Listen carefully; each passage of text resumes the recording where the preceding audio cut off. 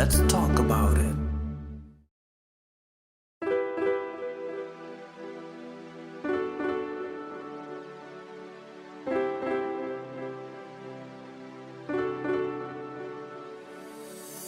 Real truth and power, health, wealth, knowledge of self, uplifting the community. Let's talk about it.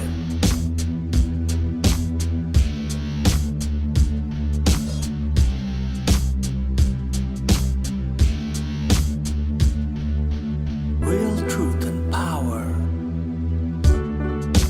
health, wealth, knowledge of self, uplifting the community. Let's talk about it.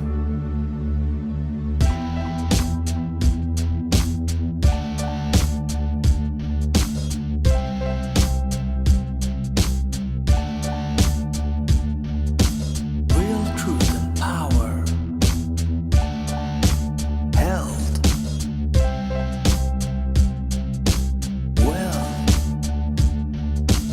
knowledge of self, uplifting the community. Let's talk about it.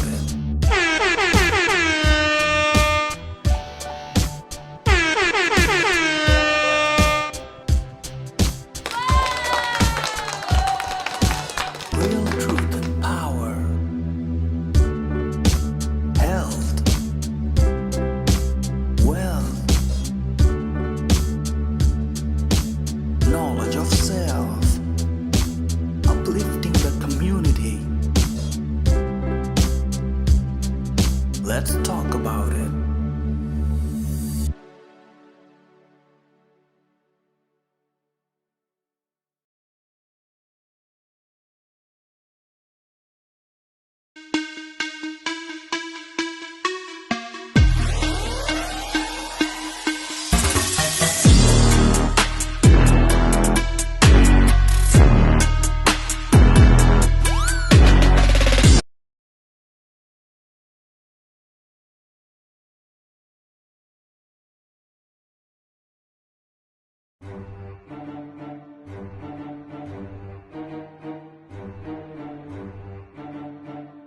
You are now tuned in to Real Truth and Power, the show that uplifts the community with health, wealth, and knowledge of self. Here's your host, Everett Winchester.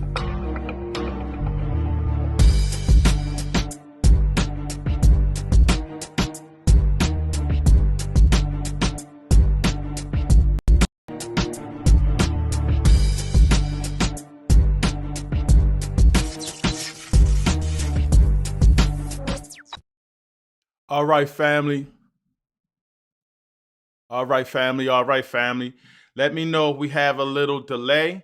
We got a powerful presentation and show today.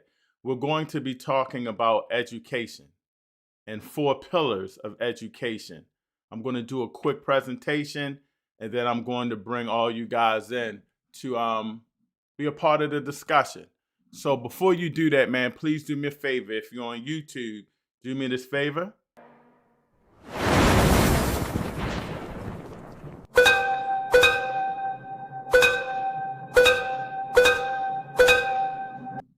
Hit the subscribe button.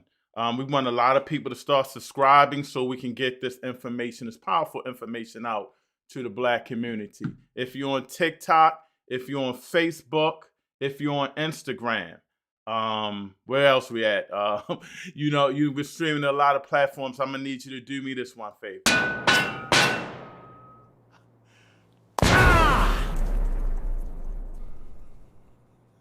Smash it now!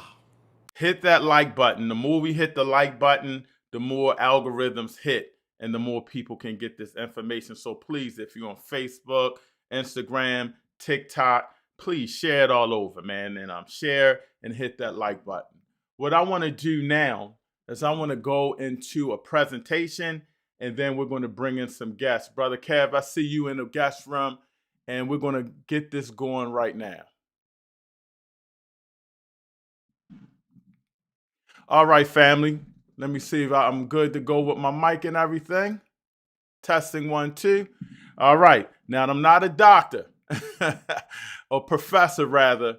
This is just some things that we're doing in our basketball program that we're pushing. And of course, we're always pushing education in the UNIA. So I want you guys to just go with me, follow me real quick. And of course, you can also comment, and I'll put your comments on the screen. And we'll go back to that. So if you want to comment and be a part of the discussion, I'll check and put your comments on the screen. Okay? So we got Facebook going. We got everything going. Let's talk about what we're here to do. So tonight I wanted to ask a serious question. Did we stop educating the Black community? Let me get this off my screen. Sorry about that. I want to ask the question that we've been asking all week. Did we stop educating the Black community and start managing the damage? Because everywhere we look, we see reaction instead of direction. We see people surviving, but not building. We see entertainment, but not education. And when the pillars of education collapse, the people underneath collapse as well. So we're going to go into this presentation. I hope you guys like it. Feel free to critique me as you may. And we're going to go into the first slide. A second.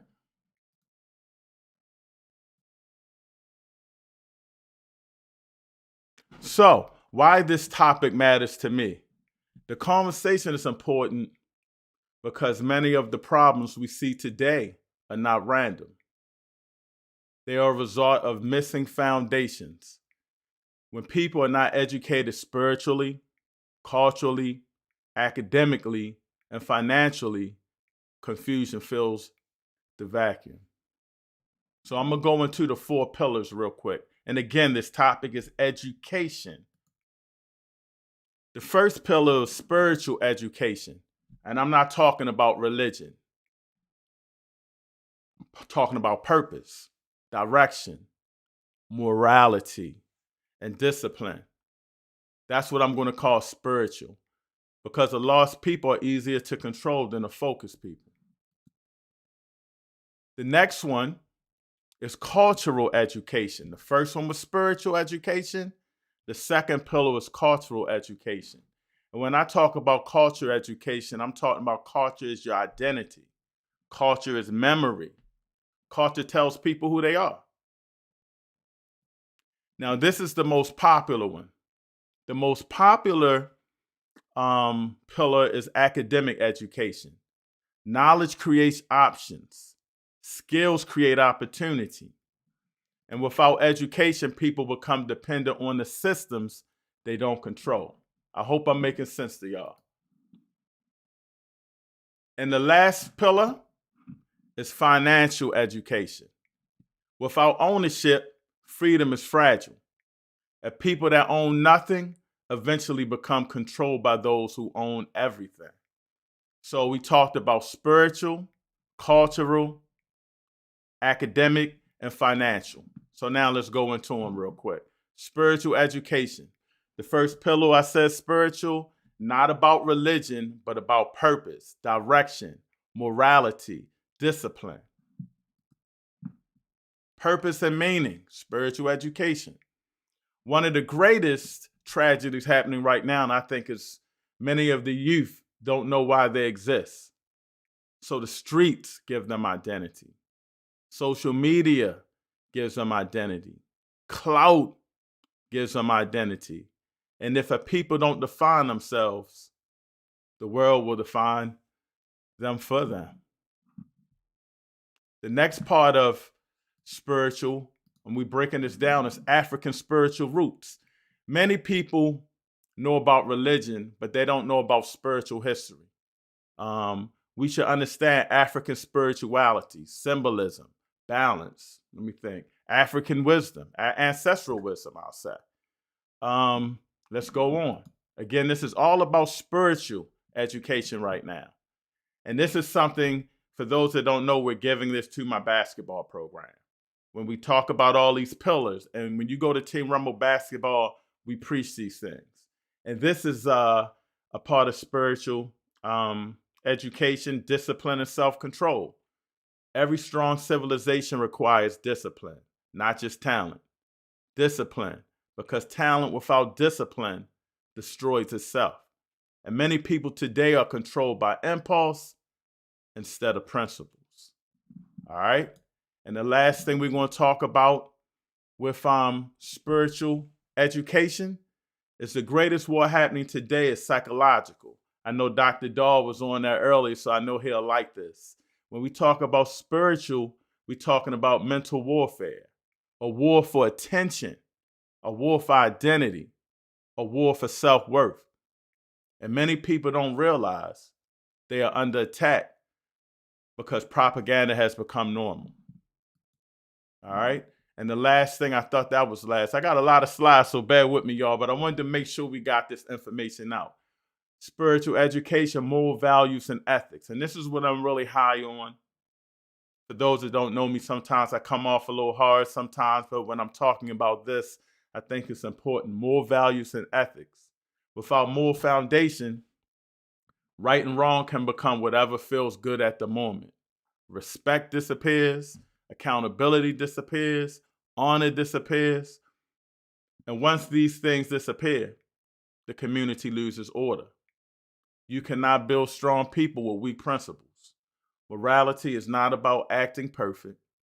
It's about having a standard. And when the people lose their standard, anything can become normal. All right? And when we talk about moral value, we have to talk about the responsibility that comes with being a moral person. Communities collapse when principles disappear. Respect for our elders, protection of our women and our children, accountability, responsibility. A people without moral structure eventually lose social structure. So I hope that makes sense when I'm talking about spiritual education. I'm talking about morals. I'm talking about African-centered spirituality, knowing where we came from. All right, now we're going to get into cultural education because you remember I mentioned a little bit of spirituality for Africa in the spiritual part. The second pillar is cultural education. Culture is not just music and fashion. Culture is not just music and fashion. Sorry, let some people in the room. I see you, Sister Sir Cat. And let me go back. What was we talking about? Culture. That's right. Culture is not just music and fashion. Culture is memory. Culture is values. Culture tells a people who they are. African history before slavery. Now, this is an issue we have, and I had with FBA and ADOS. And that's why I really love being in the UNIA and being a Pan-African. One of the biggest psychological attacks on Black people was teaching us slavery before civilization. Africa produced science. What else Africa? Architecture. Africa had universities first, trade systems.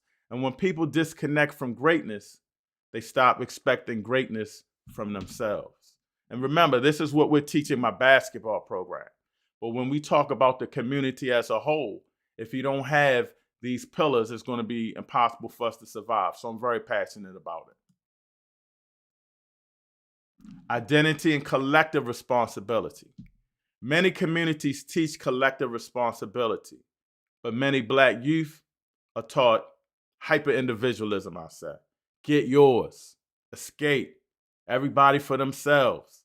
But nations are built through selfishness. And you know, the way I say that is from the kids in the gym.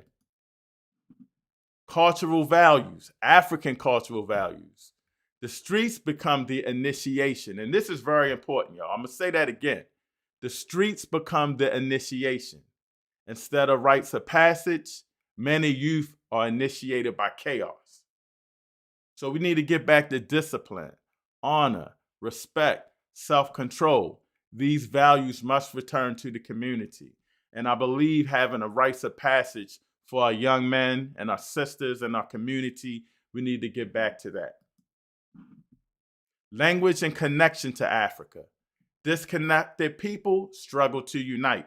And even if you're talking about people in Africa, they're struggling to unite because they've been colonized.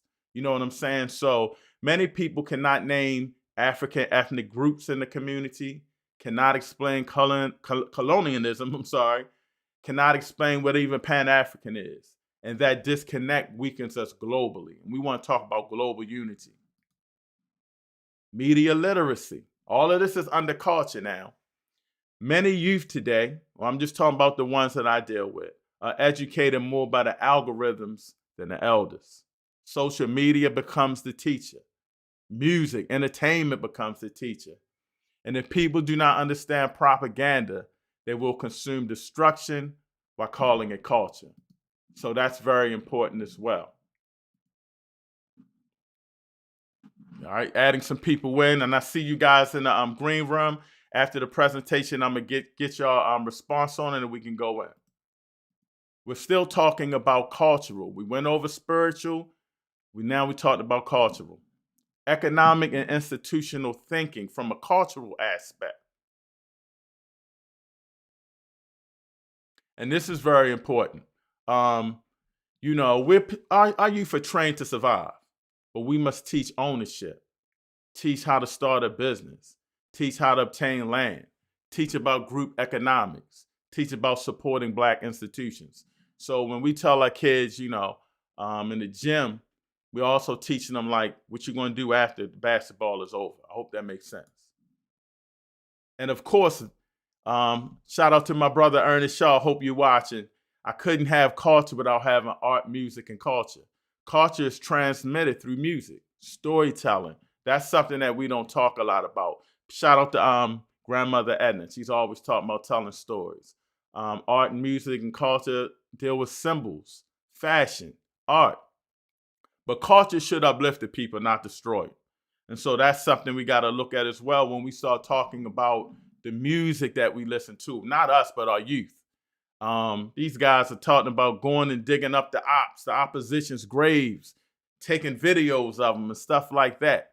This is crazy. And this is not the hip hop that I grew up on. And I love rap music, so I can't condemn it. But this is something that we have to change. And we got to be accountable as adults. I got to be accountable. We got to go to these stations and say, no, we're not having that. All right. So we talked about spiritual pillar. We talked about cultural pillar. Now, the third one is the academic pillar. When I say academic, this is what most people talk about when we talk about education. Academic education is what they usually think of when we talk about education. So let's tell the truth. Intelligence is everywhere, but the opportunity is not. So we're going to get into that. Literacy and reading. If you cannot read, let me even break it down better. If you cannot read the system, you can't beat the system. So we talk not just about reading, but comprehending. Reading is protection. Comprehension is power. And literacy changes how people think. Critical thinking. This is very important. Memorization without thinking creates dependency. People must learn to question, research, analyze, solve problems, because independent thinking creates independent people. Let me give you a quick example. For those, don't lie, back in the day, even if you change your views, everybody loves Santa. And I'm talking about the white Santa if you're my age, about 50. But when you were young, you remember questioning. Hold up. How's Santa black? Or even if you said it was a black Santa, we don't got no chimney. How's Santa get in here?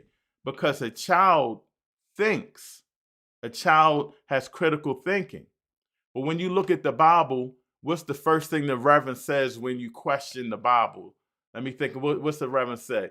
Think of those who have not seen but will believe. Isn't that a quote from Jesus or something in the Bible? So think about how we have to get back to making sure our kids have critical thinking. I'm almost finished, y'all, but I really wanted to get this out, make a presentation so we can have it for the youth. And I want to get you guys to critique me on it as well. So critical thinking is a part of the academic pillar.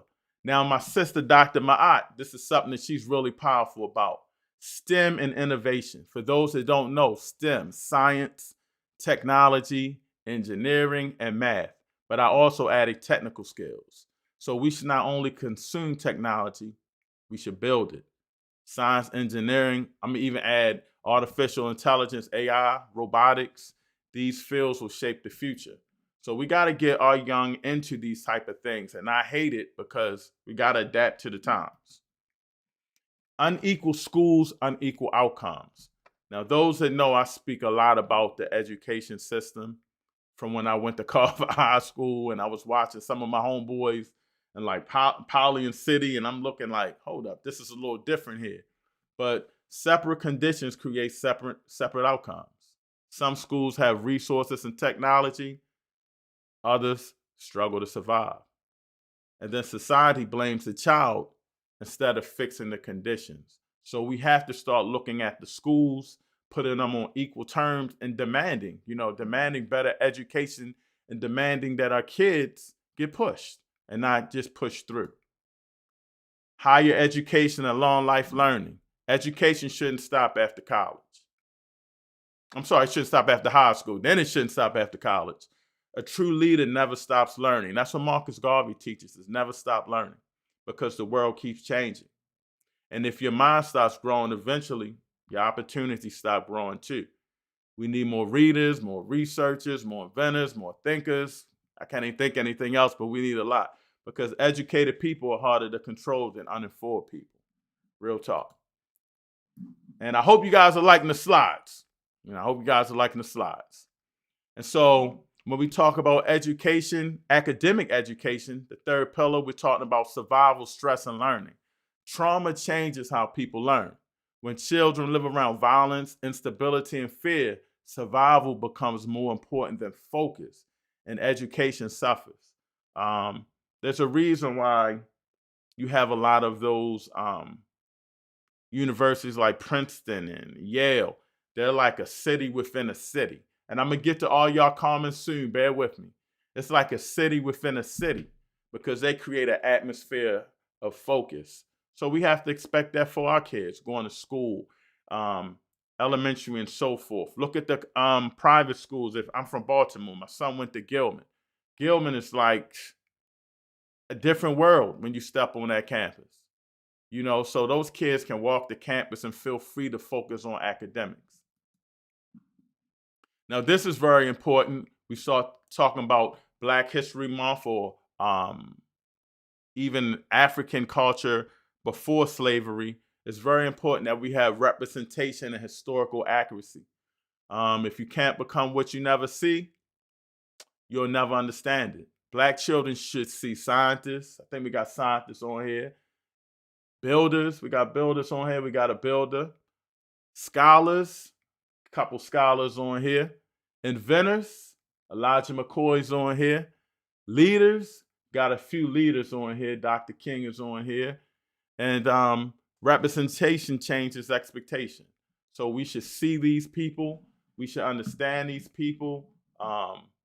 We should try to build. And I'm sorry, y'all, I'm just checking the TikTok. We're still good on TikTok. I'm almost finished, family. Thank you for your patience, but I really wanted to get this over. So representation and historical accuracy, and that should come from us. We should be teaching, learning and teaching and building our own propaganda, not letting other cultures tell us about ourselves. And last one, family. I'm sorry I took so long. Last one, and I think all of these are educational pillars. And I can add more. You could add political education and things of that nature. But this is the most important pillar when it comes to generational wealth, rather. And the fourth pillar is financial education, because freedom without economics is fragile. The people that own nothing are eventually controlled by those who own everything.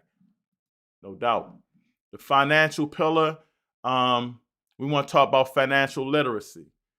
Many people were never taught how money really works. And even if you thought you were taught, we're really not taught. You know what I'm saying? Not like other cultures. Credit, debt, banking, taxes, investing, and ignorance financially creates dependence financially. Ownership and assets.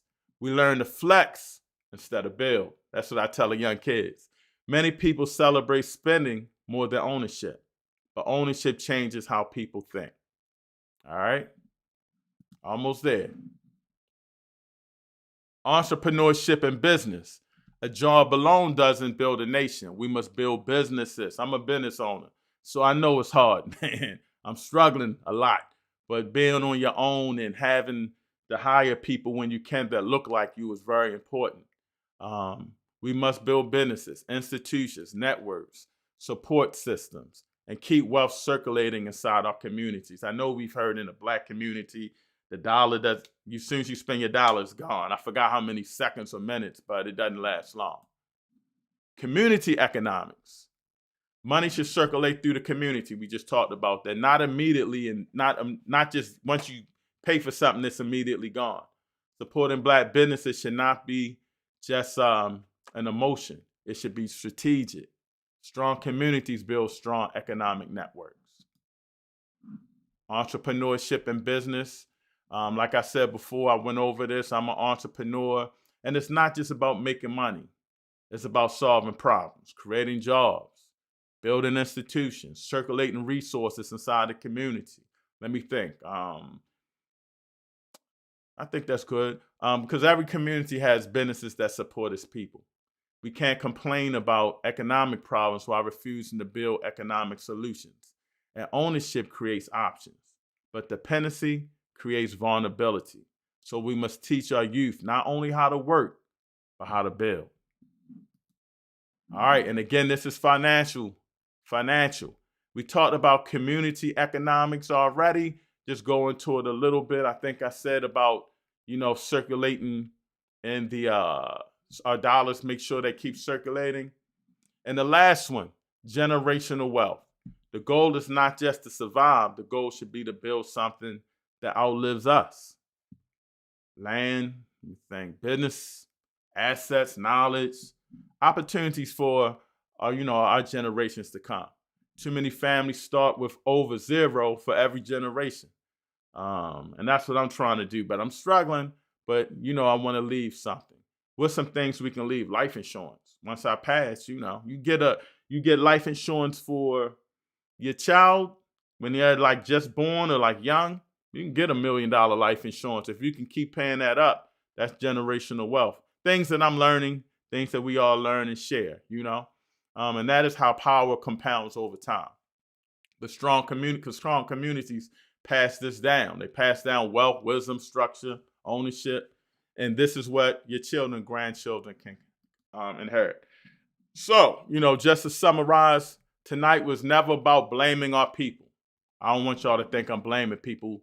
It was about identifying what's broken, because you cannot rebuild a nation without rebuilding the foundation. And again, those pillars: spiritual, cultural, academic, financial. The pillars must return, because when we lose education, anything can replace it. So I want to thank y'all for listening. What we're going to do now is start bringing in some of our guests. I see we have a couple of people in the room already. Reed, hurry up and get back in. Before I bring in the guests, though, I'm going to go over some of the comments while I was doing the presentation. Tony Red, when you say Black community, are you speaking on all Black or American Black? I'm speaking on all Black, specifically American Black, but all, because a lot of these issues are in Africa as well and all over the world. Dr. Dennis, peace and power, bro. Race first. Dr. Daw. Harvey Lee III, Indianapolis in the house. Shout out to Indianapolis. We got to get a UNIA division out there. We working on it.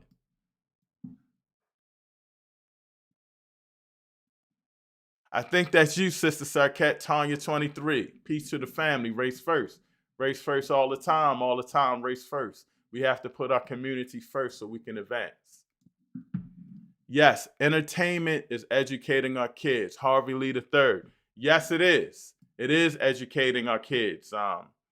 And then sometimes it's for the good. We used to have conscious rap. I remember KRS-One was talking about Marcus Garvey, and we had Public Enemy. But when they talking about killing and they're talking about drugs, was always in the music and stuff like that. We gotta do better and step up to that. Thank you, brother Harvey Lee. You're a professional, even if you're not a professor. Teach, sir. My man, Dr. Daw. Dr. Daw, I appreciate you, my brother.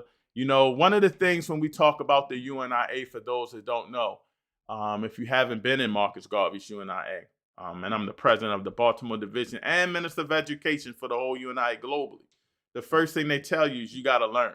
You're like, I got to learn. You got to learn all this information so you can teach. So I respect that, brother Daw. Brother Daw, Dr. Daw, I'm sorry, but I'll never put myself in the category of you strong people. Tony Red, 8914. Yes, there is a link to join. Give me a minute. I'm going to go through the comments. I'm going to put the link in, play a quick commercial, and then we're going to go back and start talking to all the guests. So I'll be putting that link in a minute.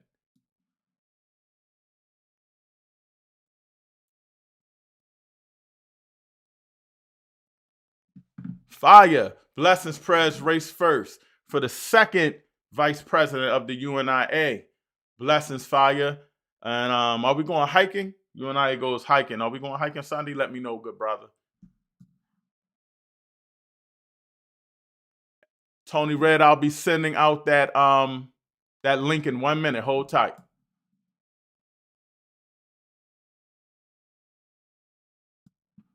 Uh-oh.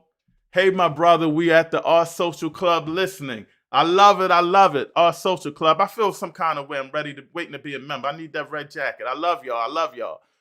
The Our Social Club is the oldest club, I believe, for black men. Social club for black men. It's in Baltimore. And for everybody that's coming to the UNIA convention in Baltimore, we will be taking y'all to visit that club. It's still through renovation, but just to see it, it's right down the street from the Billie Holiday. So shout out to the Our Social Club. If any guys want to join, I'll be putting that link out there in a minute.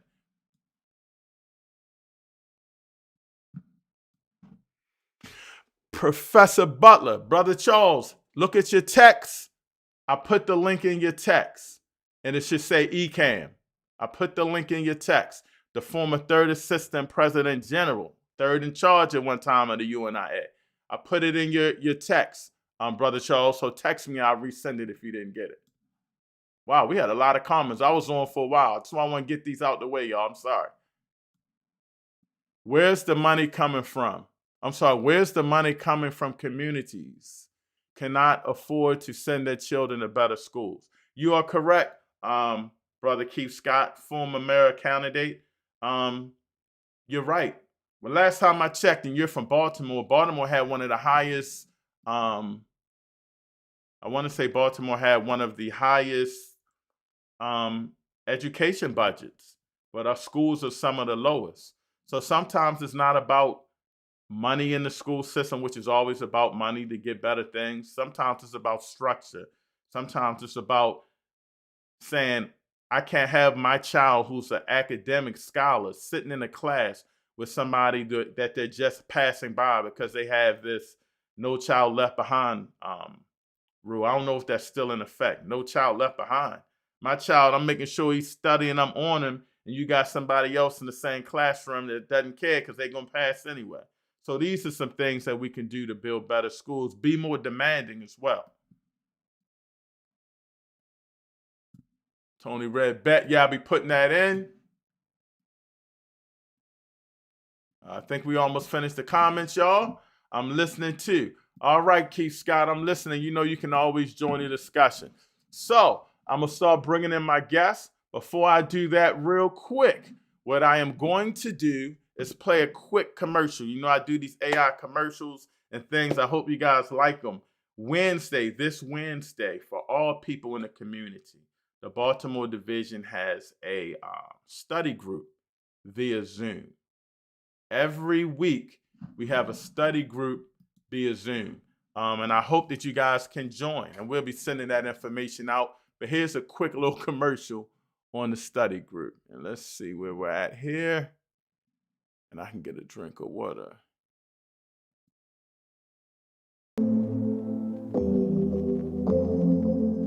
I used to think revolution meant fire and fists, but silence is louder. I need to speak at tonight's UNIAACL Zoom meeting, because if I don't, my nephew's gonna grow up thinking power lives outside our people. I wasn't raised on Garvey. I was raised on survival.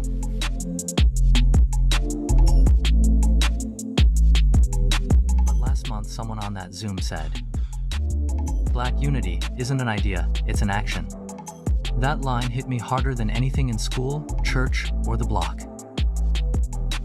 But right before I log on, I freeze up. What if I say the wrong thing? What if I ain't conscious enough? Then I hear my nephew in the next room say, Uncle Malik, when I grow up, I want to be just like you. That was it. I hit join, and I told the truth. Not the polished version, the version our people need to hear. Turns out, that voice in your head, it's not fear, it's your ancestors. The meeting didn't just change me, it reminded me who I've always been. Join us, Baltimore UNIA, mass meeting. Join the Baltimore UNIA. Don't let your legacy pass you by. Your ancestors are waiting.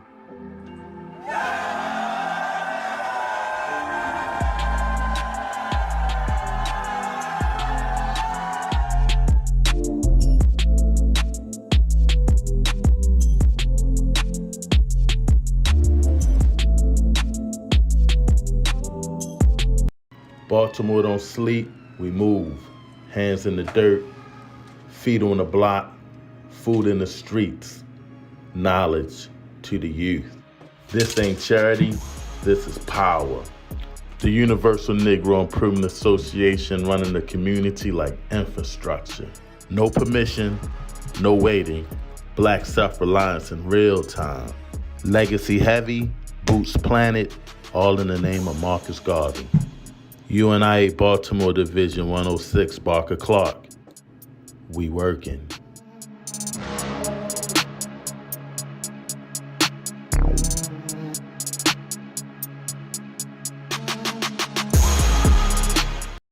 All right, family, all right.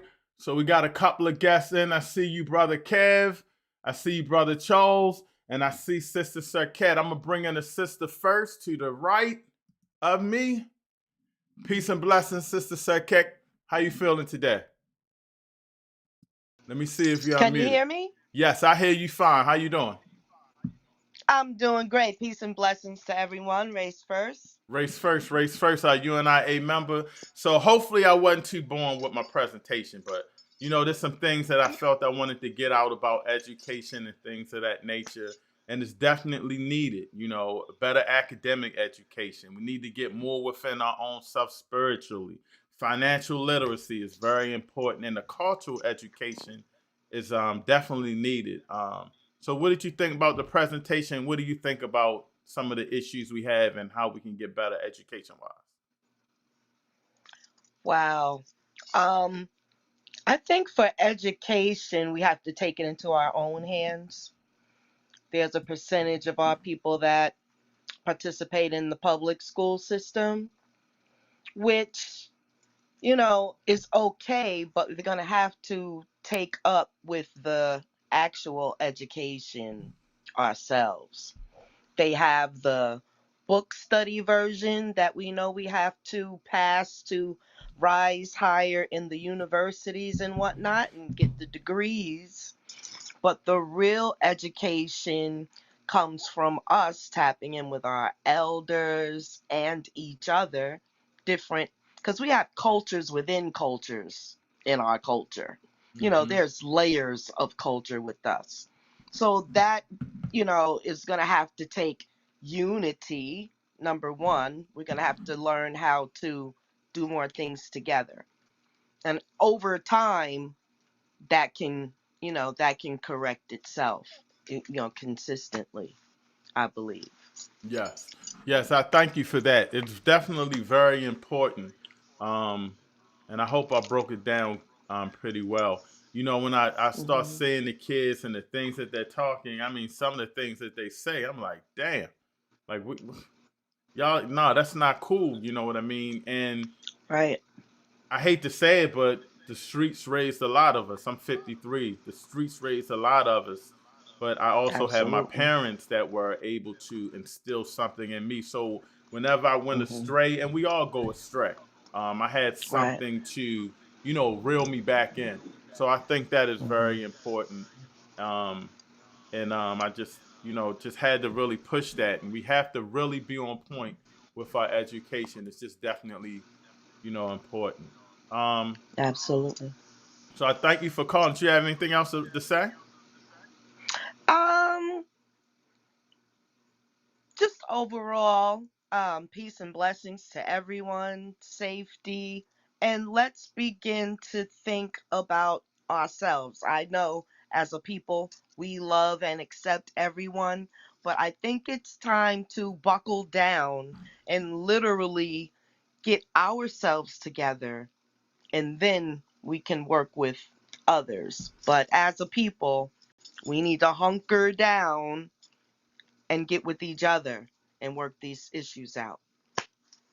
Thank you, Sir Cat. And That before is you it. go, for those that's watching now, this is the link to get on. I put it in the chat. But if you don't get it, put your comments in on there, and I'll text you it. I'll put up a number if you don't get it, and you could text me, and I'll text you back. Before you roll, Sister Sirkat, because what we do at Real Truth and Yes. Powers, we always want to promote. Oh goodness, what happened there? We always want to promote what our people are doing when they call in. I know you have a podcast. Talk about your podcast and anything else you Yes. want to share with the people. Yes, I have a podcast.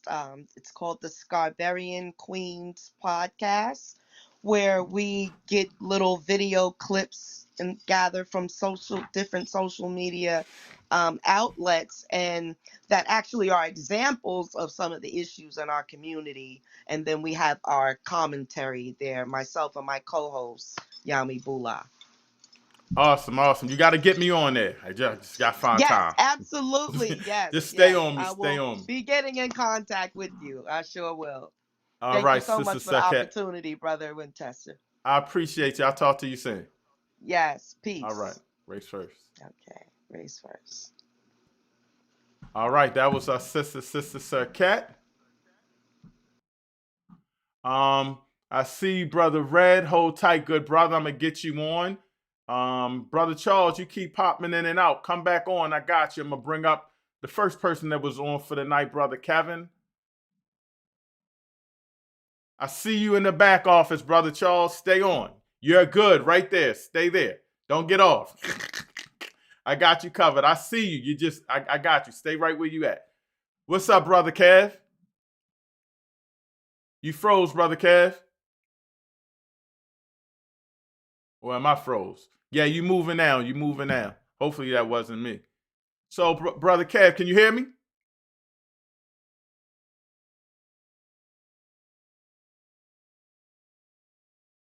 All right, Brother Kev, what I'm going to do is I'm going to put you back. Can you hear me, Kev? You muted. Let me see if I can unmute you. Hold tight. Kev, can you Yeah, I'm hear me? here. All right, got you, good brother, good brother. Thank you again, as always, for calling in and being a part of the show, man. And this is for us, not just me. So every week y'all can call in.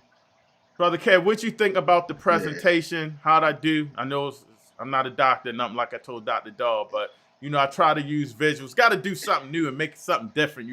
And what did you think about what I was talking about? You was on fire. You was on point. I You was on appreciate you. point. You was on point, man. You really was on point. Everything that you spoke on is something that the nonprofit I'm a part of, Local Baltimore, we speak on it in all our meetings, and that's our objective. Everything that you spoke on, it's the objective of the of Local Baltimore. It's the Love of God outreach. Um, you on point, man, and you don't really use on point. You was on topic. Speaking a lot of one of some of the bigger issues within this community. um, finances, education, spiritual, and also culture. Those are the four pillars, like you said, that that that that we're not tapping into Right. to have a better community. You know, so it's like that's what I'm about, though. That's what I'm always have been about. I'm not gonna say my whole life, but I can honestly say the last past 10 years, um, even probably a little longer than that. Even when I started coaching football, coaching sports, um, that's what I preach about. You know what I'm saying? Um, Understanding what community is.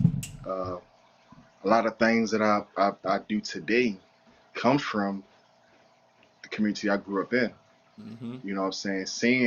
Seeing um, black owned businesses, seeing the older gentlemen, the older women uh, educate the youth, educate the young, install principles, morals, values, and traditions in the community.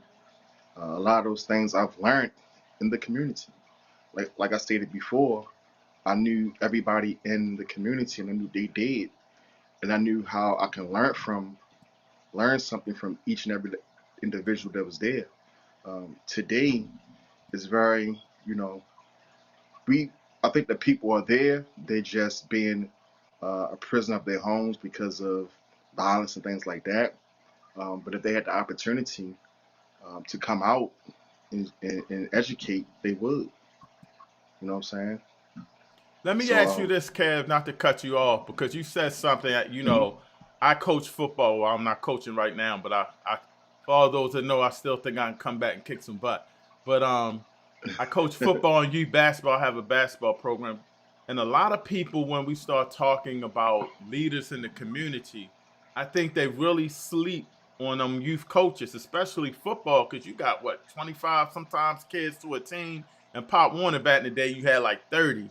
They might have cut that down now, but talk about it, because coaching is the youth coaches are really mentors for the kids, and so they don't. We're saving them from being in the street. They're coming to practice. So they're not in the street. They're playing games. They're focused on the next practice, and they're looking at these coaches as leaders.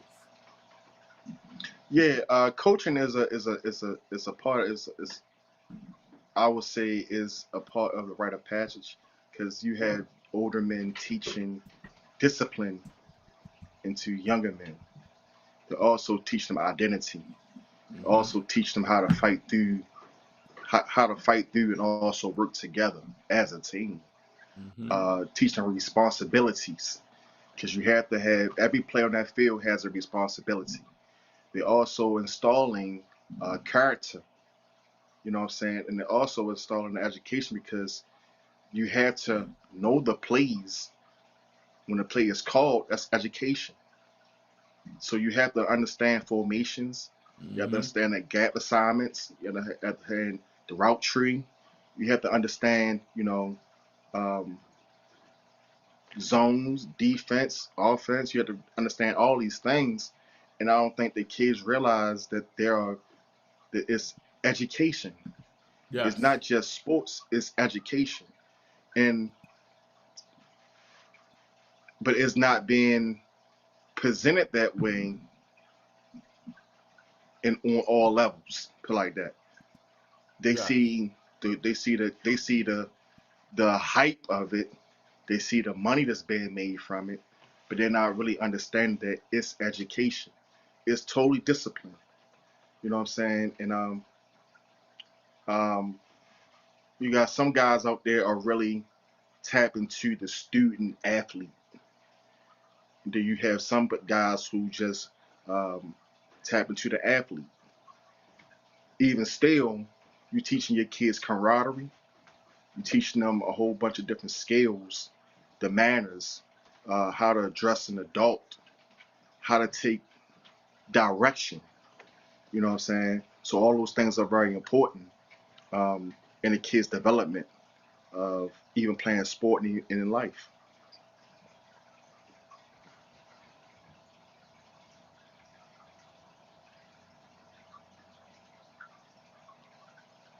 Can't hear you.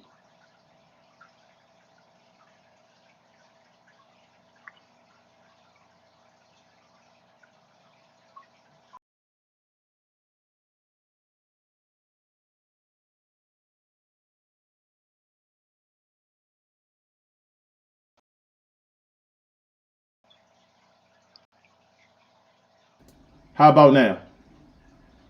Yeah, I You can can hear hear me you. now? Hold on one second. You can hear me Yeah, I now? can. All right. For some reason, every Yep. show my mic cuts off. I gotta figure out what's going on with that. Everybody be like they can't hear me. Sorry about that, y'all. But just talk about what's going on with you. We always want to promote people to promote your business, man. You be talking about giving free haircuts, but you got more than just cutting hair, brother. Talk about you still doing the clothes and everything. Yeah, see, all of it is a part of my coming up. I learned home ec, learned how to sew at a very early age, and I learned how to sew at 9. That was one of my classes that I took in high school when they offered it my freshman year. I took it and I ran with it. Um, but for myself, I'm a part of Logo Baltimore, which is a grassroots nonprofit here in the Bel Air Edison community. I'm also a boutique owner, a top unisex boutique owner, whereas though I take what people use as what you say the hustle department. I take something that people may think is a negative and I create something beautiful out of it. Hustle department itself, it stands for exactly what we're talking about. Hustle, honor, unique, strength, talent, love, and education. So I take these brands, I take these things, and I manifest something beautiful from it. As far as the barbershop, the new program that I have going on was though 2 kids every 2 weeks will receive a free haircut, but it's a random pick. That's created to have a conversation like we're having right now, because the parent has to bring that child, and I want to teach the kids about how to groom themselves, how to take care of their hair, how to take care of their skin, how that helps them build confidence. And when you have high confidence, you're willing to learn in everything that you can learn in a positive set. So it's a conversation between myself, parent, and also the child.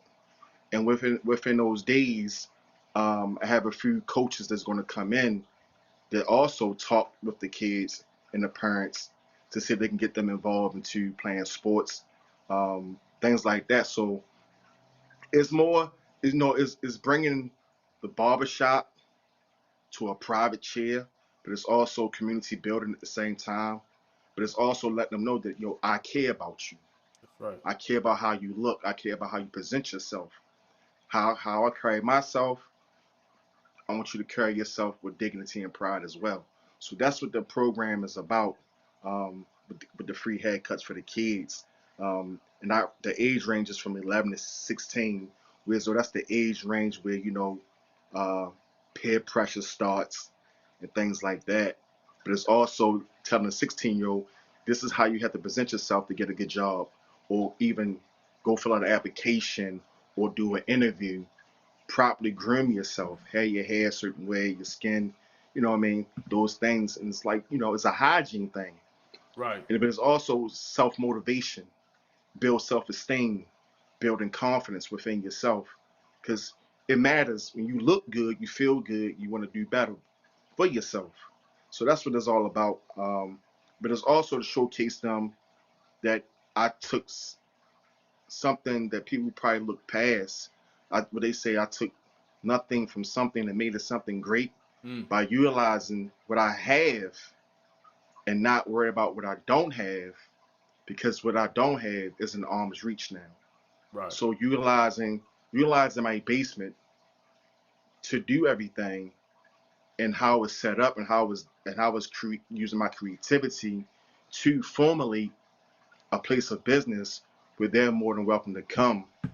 Tell them they can do the same exact thing. Take what you have, be creative, but you have to educate yourself on it first, and then you can move forward with it. So that's what it's all about here, man. That's what it's all about. And top unisex is for his and hers. Um, it's a lot of one and done items, one of one items. It's about just having a different identity and having something fashionable with meaning, with with a powerful message. Sometimes people hear the word hustle, they Right. grow up and think of something negative, Negative. But but hustle's getting but your nah, grind on. Hustle's getting right. your grind on. But this right here is for creators, thinkers, and those inspired to build. Because in life, you must have honor, you must be unique, you must have the strength, you must have talent, you must have love for it, but you also got to educate yourself on it. And that's what hustle means. That's You know what I'm right. saying? If you don't have those ingredients, it's, life can be kind of like difficult for you. With everything else added to it, it just make everything harder. But um, but the education part, man, I think that we have to educate our kids at home on these things, and parents have to, understand that when they look at someone black that's doing business, they have to, one parent said, you gotta have a hustle. You gotta have a hustle in you. And I said, why do you describe when someone black doing something as a hustle, but then you look at someone who owns Target or Walmart as a business? You should don't tell your son that it's a hustle for him. No, it's business. So he can see that it's a black businessman in his community that looks just like him. That's right. And he sees every single day, every morning, every afternoon. I speak to him. No, this is a business. It's bylaws, it's policies, business hours, it's structure. Open and close days, business days. It's, taxes and all that stuff. It's business. So I feel like, it's healthy to see. It's healthy to see a black man. I don't drive. I ain't got all the riches in the world. It's an everyday struggle, but it's a struggle for something great. You My know what I'm man. saying? You know what I mean?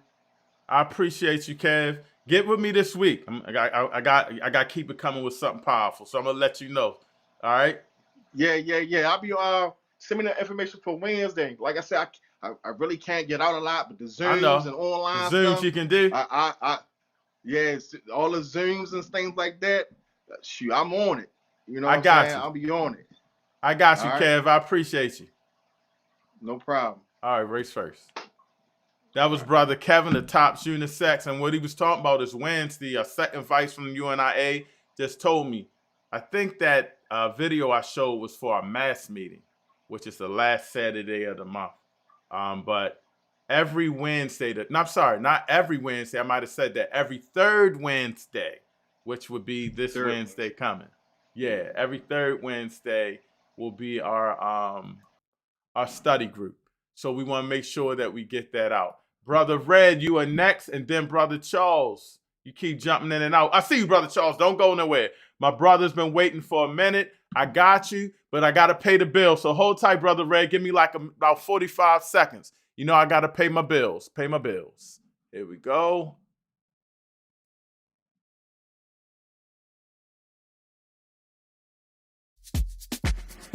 I used to think vacations meant white sand and pool drinks, until I realized I was skipping my story. I've got 10 days to reconnect with my roots, or spend another year feeling like a tourist in my own identity. So I booked with Black Star Travel. They don't do tours, they build homecomings. Real connection, real culture, no filters. I thought I'd be the outsider, but the moment I stepped off that plane, I felt seen. They weren't just places, they were pieces of me I never knew I lost. Travel with purpose, travel with pride.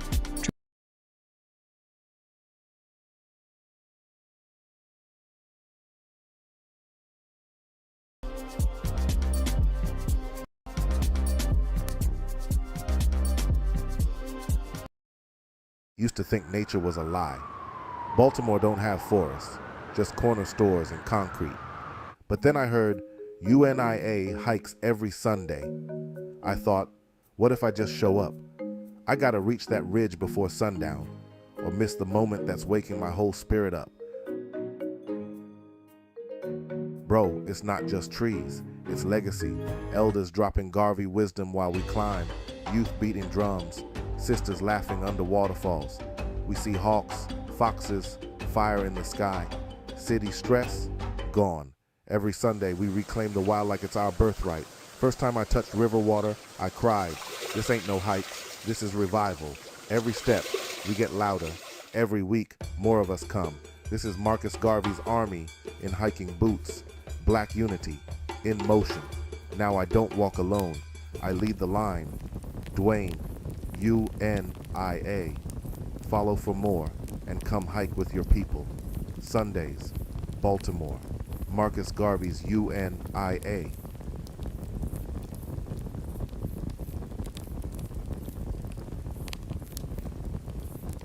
All right, family. So, like I said, we do a lot. Every third Wednesday, we have our study group. So if you don't have that information, please contact me. Go to unia106.org or hit me on my Facebook. I'll give you that information. I try to get it in the chat tonight. And every Sunday or every other Sunday, but we try to go every Sunday, we go hiking. In Lincoln Park Trails, for those that don't know, it's right in Baltimore City. Nice hills by Eddie Murray, the baseball player's mother's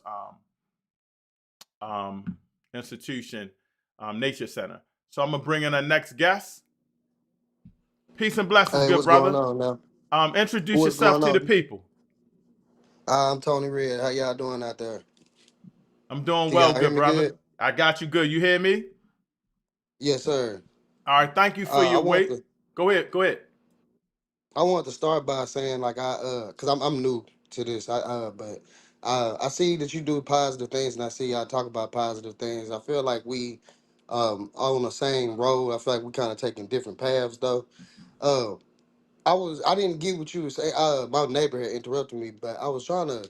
You had said something about when we was talking about identity. I believe. Am I wrong? Was it culture or was it identity, or was you talking about both of them? Probably cultural identity. Okay, because you said something about the FBA brothers, and Okay, I so kind of want to speak. let me explain what I was saying with that, because I don't want it to, like, a lot of people like to have that debate type thing. So that's not where I like the platform to go. But what I was saying is Okay, a lot of people that say the FBA, not all FBA. I'm just talking about some that I see on TikTok and stuff. right, They do lack history before slavery, and they sometimes lock in on that. Hey, we know what we are. If you want to call yourself African American, if you want to call yourself ADOS or FBA, one of the elders always says we are many tribes. But we still have to understand that there was culture before here, and when we disconnect from that right, sometimes, and that's what I was and saying. correct. And see, and I'm with you on that. See, because I think maybe we in the same. Because I would consider. Because so you said earlier about the system teaching us versus the elders. Yes. And my elders personally told me that I was Blackfoot Indian. Okay. I'm from the South. You know, Okay. uh, now with my thing about the whole, really the whole what is I don't want to call it a beef or I think it's a miscommunication. I think it's just sometimes people we got preconceived notions and we think we know what each other finna say. So sometimes I feel like it get kind of ugly and get murky. Mm-hmm. Um, I feel like the disconnect be because like I done my genealogy and stuff too. Just my grandma told me what she told I'm sorry, my great grandma told me what she told me, but I also have done my genealogy and stuff like that as What well. did that? What did And that it's come like up? What did that come up? I got to like 17. Well, he was born like 1740 or something like that. I got a lot of quote unquote native. I would just say I got a lot of American Indian in me for Okay. sure. I only seen one slave voyage trip, and it went from hold on, let me make sure. It went from Alabama to New Orleans in 1830. I think it was 1834 32. it's on my ancestry. I got it. It's on my family tree, but it was called the Creole ship. Okay. Uh, so sometimes I feel like granted, I understand that 2 to 4% of the Africans from the transatlantic slave trade did make it to North America. So I agree, I understand, and I know that there is some deep rooted, real, African, quote unquote, African Americans for real. I understand that, but Right. at the same time, not all of us actually was or did come from that transatlantic. You got slaves that came from Africa, and then we also have the prisoners of war that was captured here as well. And we all got put in the same pot. Granted, so we will all be considered slave. So, like, well, basically, what I'm trying to tell you is I do know a little bit about some of the culture aspects of, before slavery as well. You Right. know, Okay. I don't discount African ancestry. I don't discount it, but at the same time, only reason why I don't discount it is because I haven't got back to 1619. I You know see what I'm what you're saying? I saying. haven't got that far back, so I won't discount it just for that reason. But I damn sure know that I have American Indian heritage as well. And even like I said, I'm from the South. It's certain foods that we cook in the South that we never knew was Indian dishes, but they technically are. Even something as simple as making cornbread. Well, Like that is I'll say this to you, brother. I'll say this to you. And what Marcus Garvey teaches, and what makes me not like to talk about these subjects, but we have to have these tough conversations.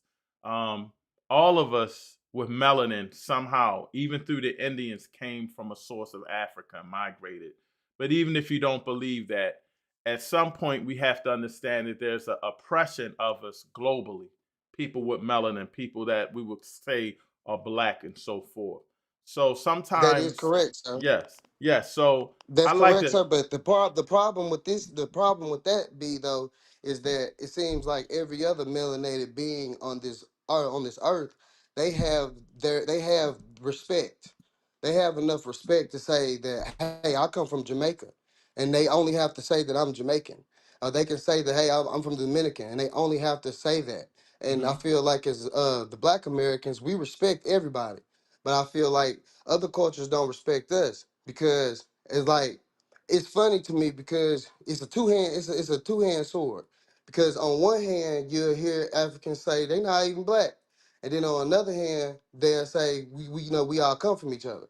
But with that same token, everybody came from Africa. So even the Caucasians, even the Asians, well, Asia, technically that's pretty much Africa. But every race comes from Africa. It's just what we kind of get it locked up with. I mean, mixed up with it is why only us Black Americans do everybody want to take away and say, "Oh no, y'all from Africa," but y'all don't do that with nobody else. Well, It's like we I singling would us say out, I would you say know. this, good brother. It's all on who you deal with, because in the UNIA, we don't do that. We all say we all That's one God, one aim, one destiny. So I don't give a damn if you from London. I don't give a damn if you from Jamaica. I don't give a damn if you from Africa. We all one. And sometimes we get caught up in all of this, where I'm from and where I'm delineated from. I always say this. You know what the white man calls a person from Africa, a person from America, a person from Brazil. You know what he calls you, right? oh The yeah, I N know. word, the N word. And so we all oppressed all over, and we just got to stop bickering with each other and learn to come together. And once we do Right, that, but this everything the will be thing. fine. But this the thing, OG. A lot of the times when we trying to give the because like you said, we do need to know ourselves. We need to know what happened before slavery, and we also need to know what happened after slavery as well, and what our history should not be discounted as well. So it is certain things where I feel like foreigners should actually listen to us Black Americans because everybody knows that we are the party of Welcome to the Cookout. Everybody knows that we the most loving people on the planet. Everybody knows this. But it get murky when we get to trying to explain our own history because we finding out our own history. See, the history that we find that we know through now through documents and stuff like that via the internet. So we finding out stuff that people had to go to college to find out. We finding out right here and we reading it on legal documents. It ain't just nobody's word. It's actually, documented. So it's like, okay, like for an example, um, foreigners didn't go through Jim Crow like we did. Now they couldn't go exactly where When you where say the white foreigners, folks went. who are you saying, brother? For all foreigners, like any foreigners that's not any foreigners, like even if you could have been Mexican, you could have been African, you could have been whatever. They See, didn't experience Jim Crow. this is the difference that you keep doing though. You keep separating us. You keep Well, separating us. but see this, And yes, I because and we see are see built hold up now. hold up hold up because I'm not going to debate this. I'm because we're going to No, I have don't a want to debate. right. This is I what don't I'm want to telling debate, you. sir. This is what I'm telling you respectfully. Everything you're saying, I don't look at it that way because I'm in an organization where I'm with people from all over and we love each other. We don't call each other foreigners. We call each other one. And so everything that you're saying, I don't get that when with the people I deal with. So it's an I'm just education speaking. thing. That's all I'm saying. I'm just speaking on the part of our history, sir. This is how we identify ourselves as well. I'm just speaking about history. I'm not trying to be no other kind of way, and that's exactly what I was speaking about when I was saying that people, like we can't tell our history. I'm not trying to separate the oneness. I want people to But understand the you oneness. keep saying you keep saying you're separating by saying we or you're saying the black people here. And this ain't the platform for that. This is the platform for unity and not separation. Because no matter where we at, they're holding us down. So everything you're Right. saying is hold on, because I got another guess. Everything you're I understand. saying, everything you're Taking it saying wrong. that you're saying is you're agreeing with me to a certain degree, but you're still dividing and you're still speaking of what we went through and other things. We all one, good Yeah. brother. We all one. You really like you literally just did like I said well, before I started speaking, you literally did exactly what I thought you was gonna do, and I didn't want to do that. I didn't want us to feel like it was no debate. I just wanted No, no, no. you to understand where I just want you to understand where some of our brothers come from, because and all I'm saying is because we want to be one as well. We understand that, but we just like you said, we gotta know ourselves. We gotta know our history because these folks ain't gonna never tell us our history. So we do have to educate ourselves, and that is important to the youth. And I don't feel like nobody should have a problem with that because we all have our own struggles. And like you said, we all supposed to be under the umbrella as one. It's not the fact that I'm trying to separate it. It just seems like when we talk about specific struggles of the Black Americans, then it's like stop talking about that. That doesn't matter. We are one now, and it's like that's not fair, and that's why we keep. That's causing a divide that I hate. I don't like that I got divide. you. I just want Well, us to understand. We need to I understand see each you, other. But brother I Charles. understand. I'll let you run your platform. I No, no, wasn't trying to no, derail you or no. nothing Hey, like that. brother, I just wanted to say I appreciate that, and you were very respectful, brother. And this ain't a platform about just what I think. This is a platform to get your voice out. And I wish I had more time. I just want to get to the next guest. But I do respect what you're saying. And the one thing that you did say is that we do all have to finally figure this out and come together. So much respect, good brother. And whenever you're free, please come back on. Hopefully we can get some more time to have some dialogue. All right? Already, man. Peace. Right? Peace and blessings. All right, brother Charles. Hopefully you've been popping in and out. You there, good brother? Hold on, you may have to unmute yourself. Let me see. I muted the guest. Let me see. See if you can unmute yourself on your end, brother Charles.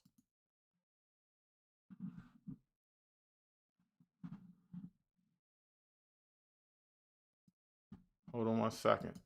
You don't see the button. Oh, your guest is muted. Do it again. I muted you back. Do it again. Did you unmute yourself? Hold up. Don't do nothing. Your guest has muted themselves. Don't do nothing. You muted the guest. Hold on. All right, unmute yourself. All right, he's going to come back in. All right, family, while Brother Charles is coming back in, I'm going to go over some more comments in a minute. I'll talk about the last call a little bit and some of the people that didn't understand what he was talking about. And I respect that he was at least having some positive dialogue and not a debate. So sometimes we can have it. Here's another commercial we're doing. For those that don't know, we're huge in agriculture and building and feeding ourselves in the UNIA. So check this out. And call back, Brother Charles.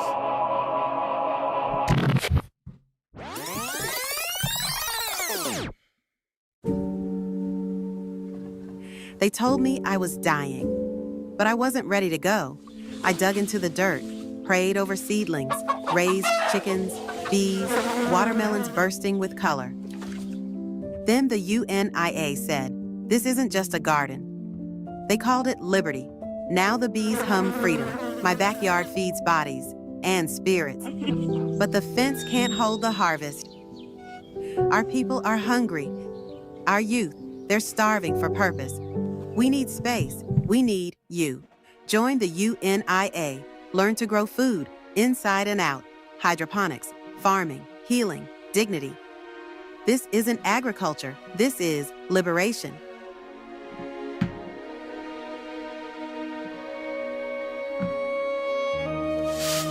They buried us. We planted back. Not charity, sovereignty. We turned hunger into harvest. That's power.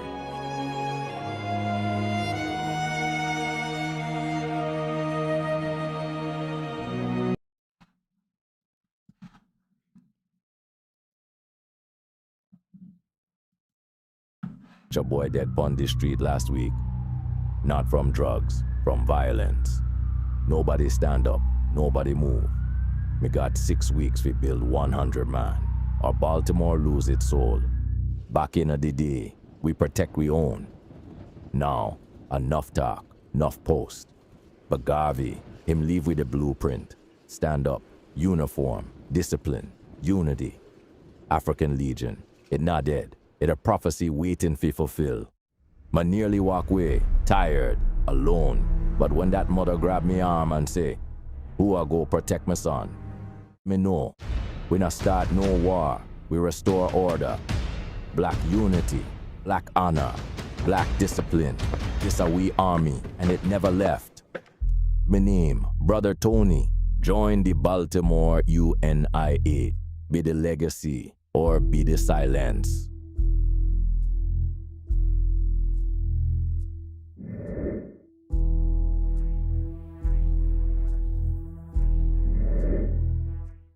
All right, family, that is our African Legion. For those that don't know, the paramilitary for the UNIA. You can't have a nation without protection, and we protect our community from outsiders and from those agents from within. Brother Charles, hopefully, unmute you. Can you, don't do nothing, Brother Charles. I'm going to try to unmute you first. So it didn't do it. See if you can unmute yourself on your end. It says guest has muted themselves. There should be a mute button on there. You don't see a mute button?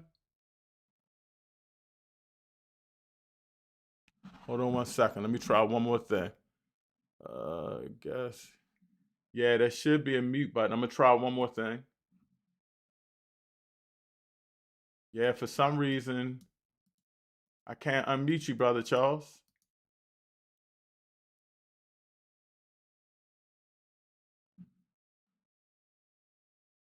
Do you have your audio hooked up? You on the phone? All right, so what I'm going to do, I'm going to close out. Come right back in. But don't mute nothing. Come in and when you log in, make sure it'll ask you for your audio or something. All right? All right, family, I'm going to go over some comments while we're waiting on Brother Charles to jump back in. Prez, the commercials are amazing. Thank you, Lady President. If you are interested, if you're a small business owner, I'm going to play one of our clients in a minute. If you're a small business owner and you like a cool commercial that's AI, get at me. Very affordable. Brother Charles.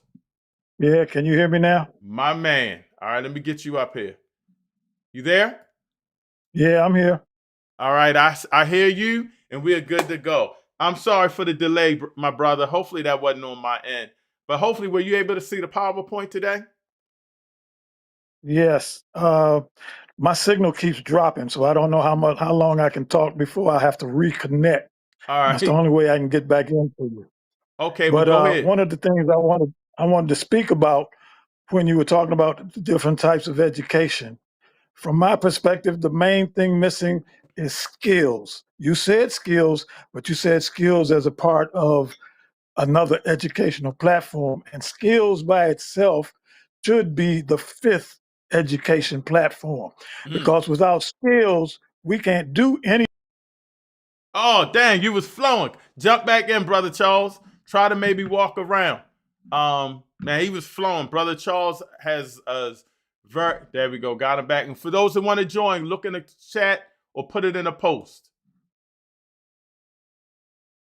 See if we can get our good brother back. You there? Yeah, I'm here, but you got to unmute me. You're unmuted. You're good to go. Okay. Um, did you hear what the last thing I said about education? Yes, you said we should have a fifth pillar, skills. I like Yes, that. skills is important. The pyramids were built by skills. Okay. Artwork in Benin was built by skills. Mm, Paintings are built by skills. Skills is more important than all those other things put together. mm, Because with all those other things, if you don't have the skill to make something, and most of us need to learn how to make something, that's where Black folks have their greatest ability, is in the ability to make. mm. Those who go into businesses, they want to make something out of that business. So building, creating, manufacturing, making things is where we need to be thinking. That's what the ACL part of UNIA is all about. It's called UNIA ACL. That Oh, we keep losing you, brother Charles. You might be in a bad area. Maybe you could move around. So hopefully my brother can get back in. There we go. You might be in a bad area, brother Charles, but we can hear you. you can you hear me now? Yeah, you just keep dropping. I think it's probably because you're in a bad area. Yeah, I guess so. I think the three-letter group, they don't want us to speak. They scared our people might learn something. Right. But anyhow, like I was saying, we need to develop skills. We need to be artists. We need to be craftsmen. We need to be construction people. We need to be transporting things. All of those things we ignore, but those are the things where we make money. And it doesn't matter who's sitting in the White House. See, we can depend on each other and we can build from that. We don't need them, they need us. They need us here and they need us on the continent. So those are the things we have to focus on. We have to stop focusing on things that are the intellectual context because those are the things they cut us off on. But they can't cut us off on the ability to make and manufacture things. That's on us. Young people in Africa are making bricks from plastics that have been cast away. And those are the things that you need to make a house. You know, Tuskegee was about building their own bricks. They made their own bricks, then they built their. Oh man, you flowing. I'm gonna try to get you in one more time, brother Charles. And for those that don't know, let me know. It's still a little early. I'm gonna go over all of your comments. I see we got a bunch of comments in here. And if you still want to join the show, I'm gonna put the link in the chat real quick. For those that want to join the show, and I'll try to go over everybody's comments before we close out. So hopefully we can get brother Charles in. But if you let me see if I got this as well. For those that can't check, if you're on TikTok or something like that, I'll look for the number that you can text to get the link. Damn, brother Charles, you flowing. So I'm gonna try to get you to close out because we don't got a good signal. But the next time I need you on the next show, and we can go in a little deeper on that. But go ahead and try to close Yeah, out because I like how you break skills down. yeah. There's a thing in education called tags: talent, ability, gifts, and skills. That's what Black folks need to develop. Talents, for example, is playing basketball. Everybody that's in the NBA has talent to play basketball, but only your LeBrons have gifts. Only your Michael Jordans have gifts. Everybody got the ability to watch how basketball is played, but only certain people. Mm. Damn, I'm trying to get him to close out. Try to get back one more time, and I can just get you to close out with a couple of sentences, Brother Charles. You flowing, but we got to get you in a better area next time if you can still hear me. You flowing, but just give me a couple of sentences to close out. And I see Dr. Dawes in there. I got you in 1 minute, good doctor. And so what I'm going to do real quick before I go to Dr. Daw, I'm going to go over a couple of comments because I'm way behind. Okay, I got the Lady Prez. All right, hold up. All right, Brother Charles, give me a couple of sentences just to close out because I think we're probably going to lose you again. Yeah, I'm sure I get like 15 seconds before it throws me off. Right. But anyhow, so the tags is the thing, and I'm willing to give you the tags in writing so you can share with your audience at another point in time when we talk about education. But I'll be back. Well, when I you will hold be back. up. When you come back, that could be a show, and you could do a presentation on it like you did at convention on the tags. That Yeah, sounds good? because folks sounds great. We got to learn about industries and production. Those Yeah. are the things that are missing. Yeah. Okay, I'm good. All right, I Race appreciate you, first. Brother Charles. Race first. That was Brother Charles Butler, the former third assistant president general of the UNIA. Hold on, Dr. Daw. I'm going to go over these comments, and I got you real quick. Oh, boy. It says, oh, So, boy. You good? Hold on, Brother Charles. Let me do this. I'm here. Hold up. Let's see this. You got me for. We lost, so I don't know what's going on, but that was Brother Charles. But let me go over the comments, and I'll rap to you in a while, Brother Charles. Oh, boy, this is the same old script. I think we talking about our good brother Red. Dr. Dawes going in on the comments. Let's read this. If around 450,000 to 500,000 ended up in the U.S., that is around 4% of all Africans who have survived who have survived to reach the Americans. Which is why historians use about 4% rather than 2%. I say, Dr. Daw. Sister Sarkat, Sister Tanya, they don't want to out in our results that there's Native American, as that proves their paperwork is forged.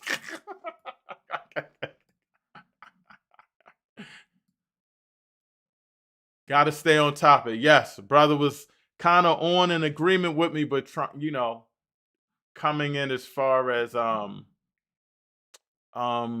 lineage stuff, and like I say with the lineage thing, we're all many tribes. Many tribes of Africa, we're many tribes in a lot of forms, but we're all one, and we got to come together. All this, they say this, and we the only ones. Man, bump all that. Let all that go, and let's unify. All right. Even white folks have trace amounts of African, but no FBA has pure native blood. I will put money on that. Yeah, if you black, you can't be pure native, so you got to think like that. Everybody wants to be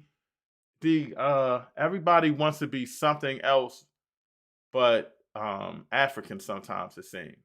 And it doesn't matter with those so negative Africans you hear talk. I can name a whole bunch others that want unity and love us. So you got to stop just listening to the propaganda.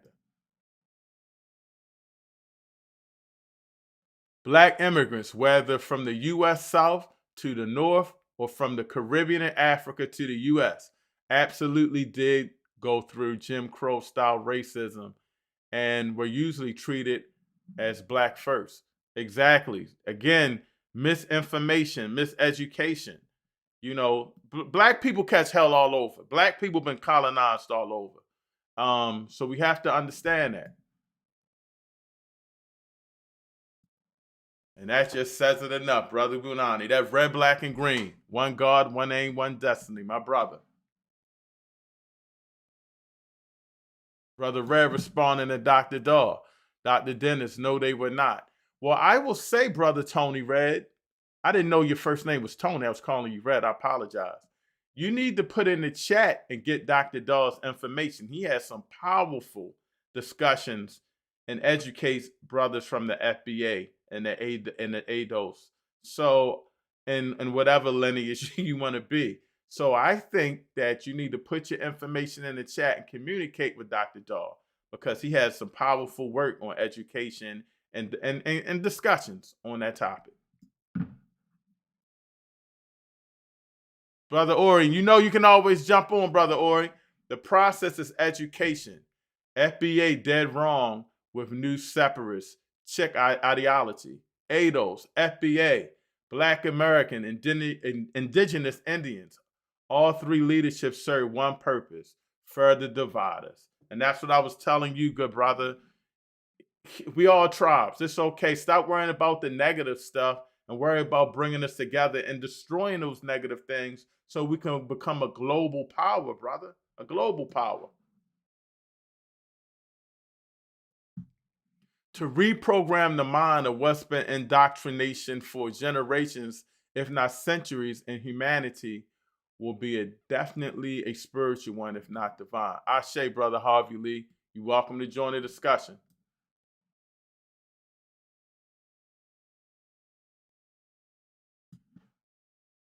Brother Kev, tops unisex, skills, working with your hands and mind. Yes, what Brother Charles was talking about. Brother Charles, some reason I see you trying to join, but it must be your signal. I don't know what's going on. But I sent you the link for YouTube so you can watch as well. And Brother Charles does a powerful format on skills. And I got to get him back on. It's powerful. I got to get caught up. My goodness. Hold on, y'all. Hold on, Dr. Daw. Let me get caught up a little bit. Small hats playing. You know, and people can call small hats a couple, but instead of worrying about fighting with each other, they don't deal with the small hats.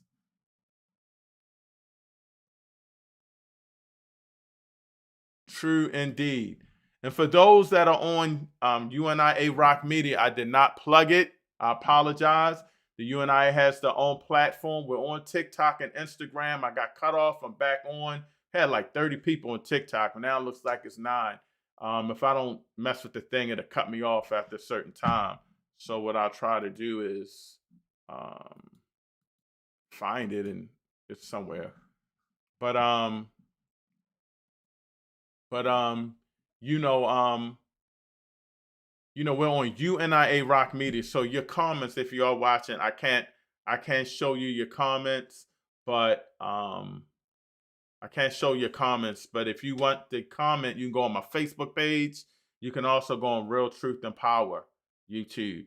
But we're gonna work on that so we can get the comments from UNIA Rock Media.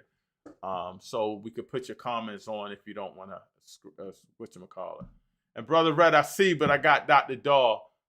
So we can discuss that another time. But I'm gonna show you comments, brother. And then I got Dr. Daw. If you would lose, and you would lose, I said American Indian, you can't discount my family heritage. We're not gonna dispute or argue with that, brother. But you look like a brother to me. It's not what I want to be, it's who I am. If y'all don't see how disrespectful this could be, I came with respect to get disrespected. Well, I'm not trying to disrespect you, brother. I think you're talking about the comments. And so that's why I'm showing you a comment. I don't think anybody's disrespecting you. They just want unity, good brother. You know, they just want unity. You were respectful, and they just want unity. And, you know, sometimes we just hear so much negative stuff that we just don't want to hear it. But they just want unity.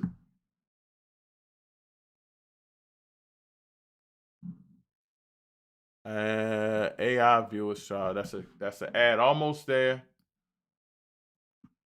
We can't come together if y'all going to disrespect my family tree. Okay, good brother.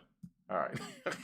Now let me bring in my next guest. Woo, that was something. Hopefully you ready, Dr. Dog. Man, good to have you on. Please, for the people that are new, introduce yourself to the people, let them know who you are, and let's get it in. Dr. Dennis Asar Winkler, family, peace and power. Peace and power to brother Everett, race first.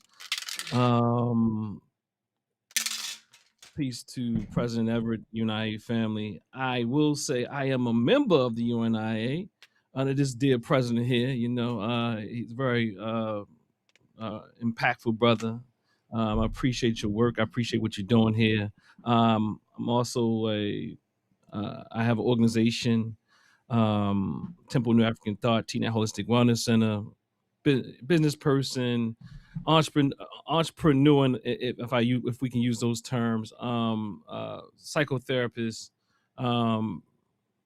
professor, I would say race-based trauma expert, not Dr. Cheyenne Bryant like, not Dr. Umar Johnson like, not Tariq Nasheed like, and because nothing false and fallacious about what we are doing on these parts. But I appreciate your work and your care with the brother earlier.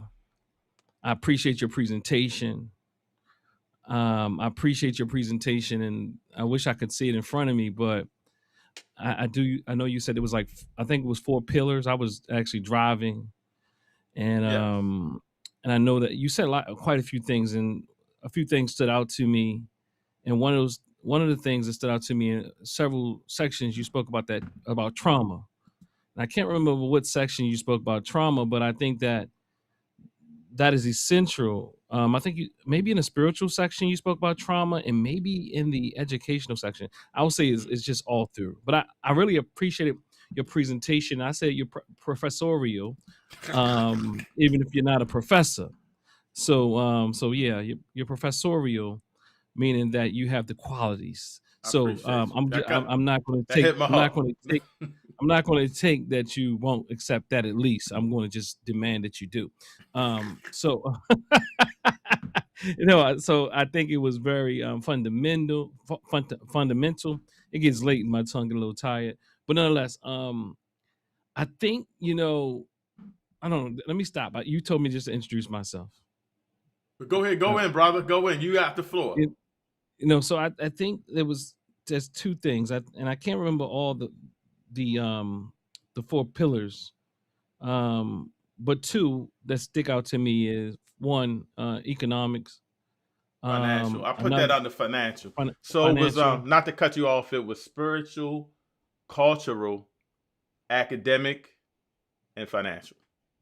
Yeah, spiritual. And we can add more or less, but I just wanted to break those down. But I did like the one that you said you didn't add, and that more political piece. Yes. But I think that political piece. I mean, everything's interconnected. That's another show too. That's another show. Yeah. So I really do appreciate that. You have another show coming up talking about that, right? But I think from the educational pillar, that it also includes the political science. Also, I mean, every last one of them include the political aspect, as you know, and I know that everything is interconnected, and we can go on for days about what we didn't say. But one thing about and I'll just say, when it comes to the financial, I appreciate it, but I do think that one thing I would just urge, and we can differ, you, me, anybody else on the line, is that I think we have to look at and study the system of capitalism that we find ourselves under. Yes, that's true. And I think that lots of times people kind of dismiss the works of a brother like Dr. Jared Ball, and because what he has highlighted and shed light on is how this system in itself, I mean, he gives us a real realistic frame on looking at how we approach liberation. I know a lot of us don't want to hear it, not saying you, brother Yeah, go. president, but I'm saying like a lot of us don't want to hear it, and because it can sound like doomsday. Mm-hmm. But we have to, I think, also consider what we're up against. And if and that political piece is really, or that military, as you always speak about, is very important, because sometimes we begin to browbeat each other because of what we have not accomplished economically, or economic, in an economic sense, or entrepreneurial sense. And as you know, as I heard you and me as an entrepreneur, it's hard. It's very hard. And I think we have to look at that in a very realistic way, that even though we can start real great businesses, that will not, and alone, I think that's why I like the pillars or the tiers that you're speaking about, that alone, because many of us are under this illusion that if in the economic sense, if we explore that and conquer that, then we will find liberation within this capitalistic system. And that is far from the truth. That's fact. It's like, and I think that one thing that Dr. Ball highlights a lot is, and a lot of us don't want to hear it, is that there's no catching up if we think that's the way. And one thing I noticed that you highlight is that we do have to be very serious about military action. You know, we take that, we have to explore that, but there's no way to catch up in this system merely through economic or merely through education, or merely like we begin to beat each other up, right? But I think we, you know, like all these things are essential, but we have to understand the game is rigged. Yes, that's the most important. And now hold that thought, Dr. Dahl, because that's the line that comes out of this. Yeah, we agree. Most people agree, but and it might have been my good brother Keith Scott that said that in the comments. I can't say, but how do we get these things manifested? Because the system systematically is opposed to us having these things. It's opposed to us having our own school where we learn these cultures. It's opposed to it's opposed to us. I think a few shows ago, people were mentioning we got to, you know, the parents are to blame for some of the youth problems, but we have to educate the parents. And where's that systematic? I put on their rites of passage and things of that nature. So the system is against that, and so it's great to talk about it. But how do we put this into action? It's very hard, and that's the war part that we, and the political part that I think you're speaking of. Yeah, because I think sometimes we mean well, and it feels safe to think that the war is economic exclusively, or the war is spiritual exclusively, or the war is through education exclusively, or, you know, one way or other. If we just try harder, I think as long as we think that we can do it within this system exclusively, then there's a problem. I think we have to do things within this system. I know we have to do things within this system. We have to take care of ourselves while we're in this system, but understand that that is not the destination. Yes. Many of us who obtain degrees, obtain government contracts, and we have to be real honest, non-for-profits and all these things, we have to be real honest that lots of these things make us feel very comfortable. And I was talking to someone who was I talking to? I'm trying to think about this. But a lot of these things have us feeling really comfortable and not really realizing the plight of our people. Like, that's one thing I love about being in Baltimore. You ain't going to go too far, several blocks, to realize that we still oppressed. That's right. And I think and I could be stretching, but the thing is, I think that's one of the reasons why we in Baltimore have this spirit that many people don't talk about. We have this spirit and we want to see change because we feel it and we see it daily. Even if it's not in our own lives, we see it in our families' lives. But in fact, we see it in our lives if we real honest like you've been. We talk about even being a business person, how hard that is. And Dr. Ball, and I think we should study these scholars and we should evolve our politics and also, you know, build off the foundation. We can't stop learning. We can't stop educating ourselves, as you spoke about. And the cultural piece is significant, as you speak about, because culture, as you were articulating, is more than music, is more than food. Culture tells you how you are to engage, how you see a thing, how you assess a thing. It tells you everything. Mm-hmm. It tells you how you engage with people, how you engage with the world. And if we have a culture of complacency, or a culture of just do it yourself or individualistic type of approach, then we will do nothing more than maintain the system and the status quo we find ourselves within. And I'm saying that this ain't about just talking. And again, I think that going back to this main thing, this thread that I heard you speak to is this trauma. And this trauma is major. Even I'll just be honest, in the conversation that came up today, because we be fighting each other. And we're always we find ourselves in these fights about what way is best, when we have to begin to realize that we need the best of all of us. Yes. There's not any one way. We need the brightest people from the institutions. We need the brightest people from academia. We need the brightest people from the trades. We need the brightest people from the grassroots. We need the brightest people everywhere within our community that are committed to liberation. And furthermore, as Dr. Marimba Ani is very clear about when she speaks about it, she says African sovereignty, Black sovereignty. So I think that we have to be clear. Did you check out? We have to be clear. You good. I got you spotlighted, brother. You good. You was flowing. On what the goal is. And if we don't realize what the goal is, we'll continue to perpetuate and spin our wheels, because we think that somehow liberation in African, or just liberation, is integration. We begin to conflate liberation for integration. And we think it's serving us, but all we have to do is look at simple spaces and cities and places where we live. And a lot of us become very excited about gentrification, and we begin to think gentrification is even liberation. Like you become happy because young white people are moving in the neighborhood that's pretty much just are going to just displace you, or displace your family members, are going to displace your community who can't afford the taxes. And we don't understand that is warfare.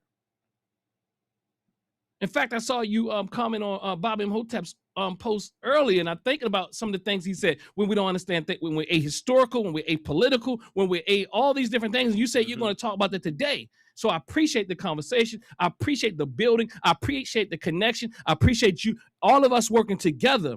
And I'm going to say, look, we are working together. It's not easy. No, it's not. You are working with me. I'm working with you. Bobby Imhotep is in this thing. Dr. Jared Ball is in this thing. Brother Davon Love is in this thing. Elijah from Tendea family. I'm talking about my wife, everybody. We're working together. We are working together. It may not be flawless, but we're working together. If we continue not to acknowledge what we are doing right, as you said, then we won't continue to do more of what we're doing right. So we have to be very strategic. We have to be very specific. We have to be very realistic about what working together looks like. Yes, we can always get better. And I'll be there. I'll be checking you all out on this Unity panel that's coming up. I think you're on the panel with Bob Alosi coming up on Tuesday. I think it's next Tuesday. Mm-hmm. On Malcolm X, our ancestor Malcolm X's Earth Day, right? Yes. So yeah, I'll be there. And no, we're not perfect, but we are doing things. And one thing I just want to lift up Baltimore. I want to lift up the sisters that's doing the work. Mama Ife, Mama Camille, Sister Mama Gina, Mama Ya. I mean, all the people. You know what I'm saying? I just wanted to throw some names out there. Brother Jabari's queen, Sister Monica, with the homeschool and all the things. We are working. Is it perfect? No. But we have to continue to realize that even what we're up against, and we're up against a thing, that it will be a struggle. That even the challenges that we see is a part of the force that is pushing back against us. So we have to understand that we are being warred upon. And when you're being warred upon, that there will be some tension, there will be even some losses, there will be some failures, but we can't continue to just point the fingers at one another, because there is someone or a group or a institution, a system, a society that's waging war upon us. I'm gonna turn it over back to you, Brother President. Damn, man, this reminds me, I'm gonna make y'all laugh real quick. This seems like yesterday was years ago. I was on Dr. My aunt, she used to have a book club. And I'll be on the book club and I'll be getting so much knowledge. I'll be forgetting I'm on the show. Like it's like a podcast. I'll be listening. You said a handful there, because we all have to understand. I always say this too. It's a struggle to work together. And sometimes I can't sit down with you on certain things. That don't mean we can't sit together on other things. You know, and that's how you build. Like, respect me on this one, I got you on the next one. And once people start to more or less understand each other. But, you said something there. I was getting in something with a guy in Twitter about financial literacy of all things. And he was giving these stats and this, and basically saying we don't need financial literacy. I think it was more because he was saying, on that reparations fight. And I'm like, hold on, brother. Hold on. I don't care what stats you show. I got my own stats. And I can speak for myself, and I can speak for my mother, who's a highly educated woman, several degrees. And systematically, we can all say we have a lot more to grow as far as financial literacy. It's okay to say, as a community, we can build up. I was so frustrated with him. I went in and the dude blocked me. It was just crazy. And I don't go at people like that. I'm like, listen, I don't care what your stats say. And another thing, when you mentioned Baltimore, I think a lot of people are outside of inner cities, or I don't like to use the word hood, but if you say you're in the hood, you want to mention Philly or Chicago or the tough streets in New York and the tough streets all over that we would consider the inner city, and those communities that are struggling. And I think sometimes people don't like to look at those communities anymore. They don't want to go back to those communities anymore. They want to forget about the problems in those communities.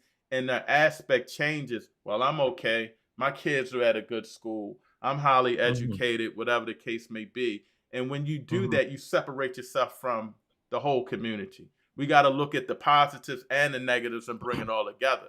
You can't just say we're black people on this side and forget about the people over here. That's not a righteous thing to do. We always say that UNIA, my race is my family. So if I got a cousin that's struggling real, real bad and I'm rich, I'm not going to forget about helping the issues in my cousin's community. I hope that makes sense. No, it definitely makes a lot of sense. And Dr. Amos Wilson and Dr. Carter G. Woodson before him and others in between and even prior to the both of them highlight this idea of this miseducation and a misleadership class and a lot of these things. And a lot of us fall within these misleadership class and miseducation, and we mean well. We mean well. Some people don't, but I would probably argue that most of us believe that we're doing well. But if you're doing well with something that is a poor framing, everything you do, or poor foundation or framing or understanding or a way of seeing the phenomenon, then you create more problems even though you believe that you're helping. When you are ahistorical, apolitical, don't understand culture, these are all the things you're speaking about. And when you're acultural, ahistorical, aspiritual, and then you don't understand economic systems, it becomes problematic. Now, I think that what that person could have been saying, I'm not sure, but I do think that there is an argument around we focus so much on financial literacy that we think that is the way, and we start to blame and point the fingers at one another. And saying like we begin to think that even even me, like even the idea of let's say life insurance, right? And I heard you speak to it, right? And it's real. Like some of us can get these policies and maintain them. Some can't. But I heard what you said and how you said it, because we started as children and then we go through hard times and we cannot maintain them. And that might seem like a little thing. That might seem like somebody just dropped the ball, but life be lifing. Yes. And when life be lifing, when you have to choose between a loaf of bread and an insurance policy, the here and now and later, when you're operating what you call survival mode earlier, the future doesn't really matter so much. So that trauma that you spoke about, we have to factor all these things in. And that's a reality.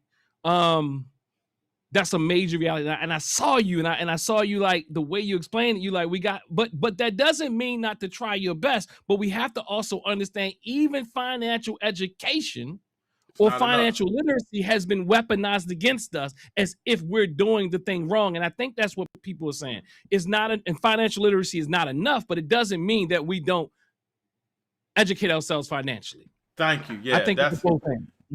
Yeah, I agree. Yes, some people are doing fine. Some people try, but they struggle. But it was something that I used to tell my kids, always my son, because and actually my youngest daughter, I always tell her a lot. Okay, I want you to be independent. I talked about critical thinking. I want you to be a critical thinker, but just listen to me. Hear me out, because if your way doesn't work, you still have what I left you to go back on and try to figure it out somehow. So like you said, we mean well to get life insurance, but we might not be able to do it. But we also know that there's an educational piece that maybe if we do better, our younger generations can figure that out. Or like you say, we want to set businesses up, but maybe we can, or maybe we try and we struggle, but we still have the educational piece for our struggles and for the things that we do to give advice and lead. So it's a educational piece that we need to know and learn. It doesn't mean because you're educated those things don't work out, but it's still a pillar that we have to focus on. But one thing I wanted you to talk about when I was talking, and I think it was under cultural education, especially with my basketball, football kids and kids in the community, and I gotta at least say me as well. The streets kind of, it was like, all right, man, people picking on me till now I'm picking on people. Being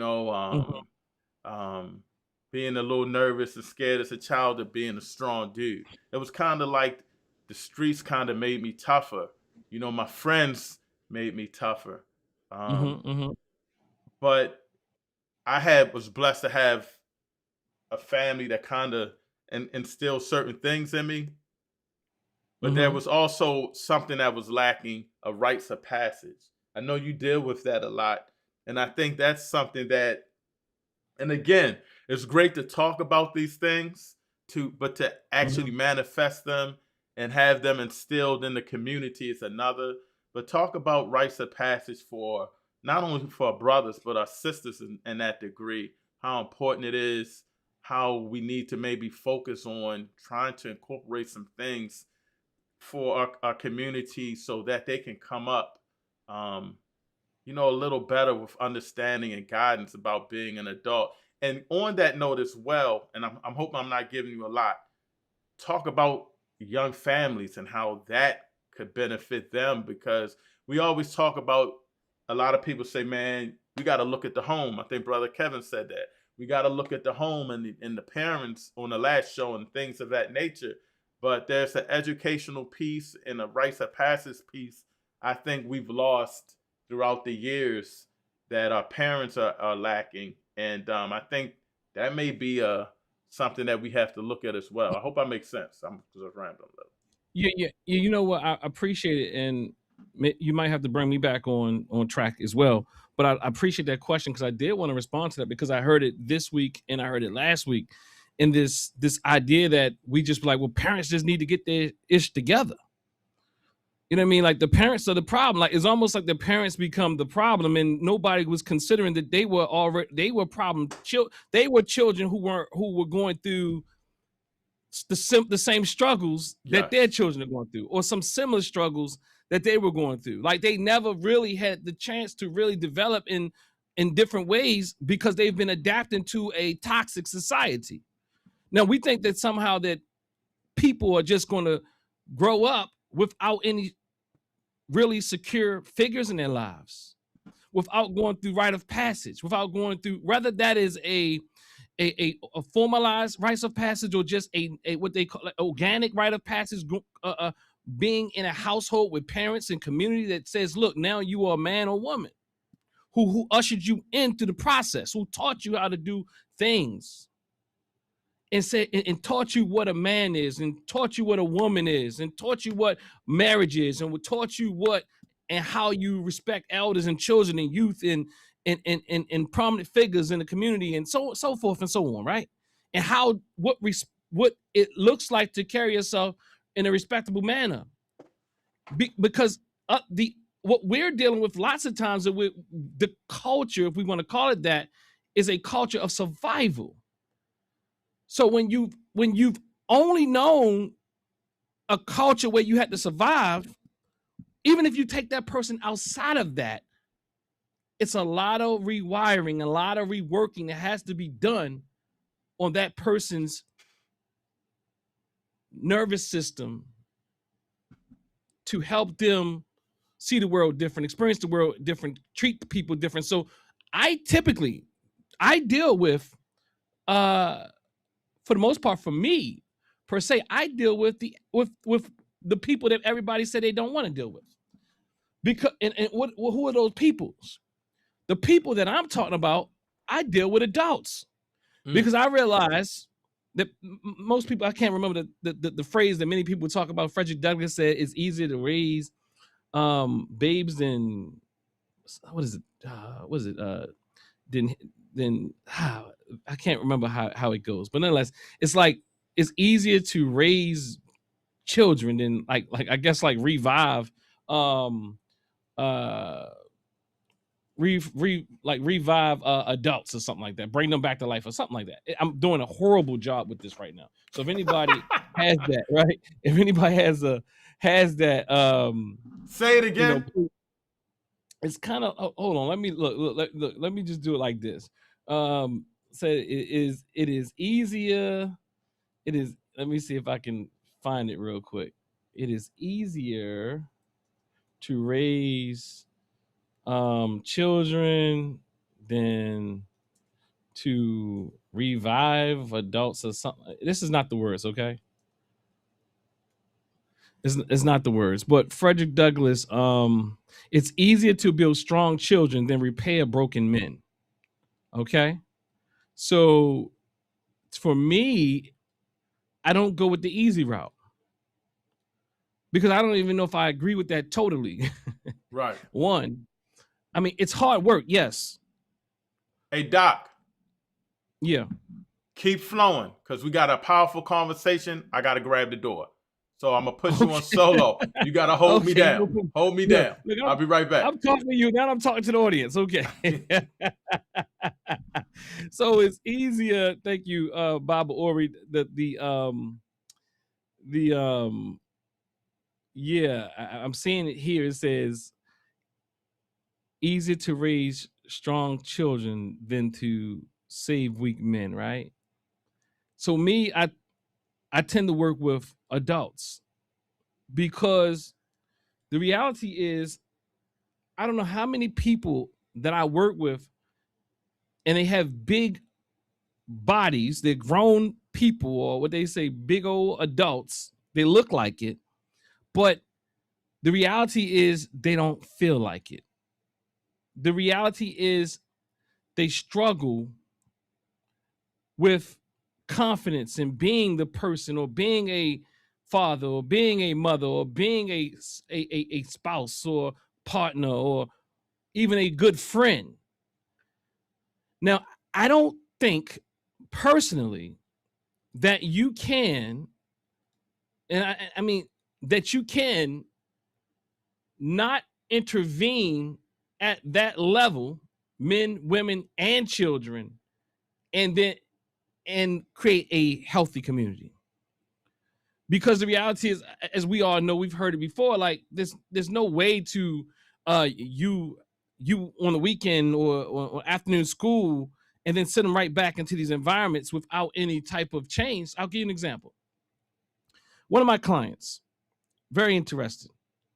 One of my clients was a young man back in some years ago. Let's see that. Some years ago. And his parents brought him to therapy. Now, this young man was adopted.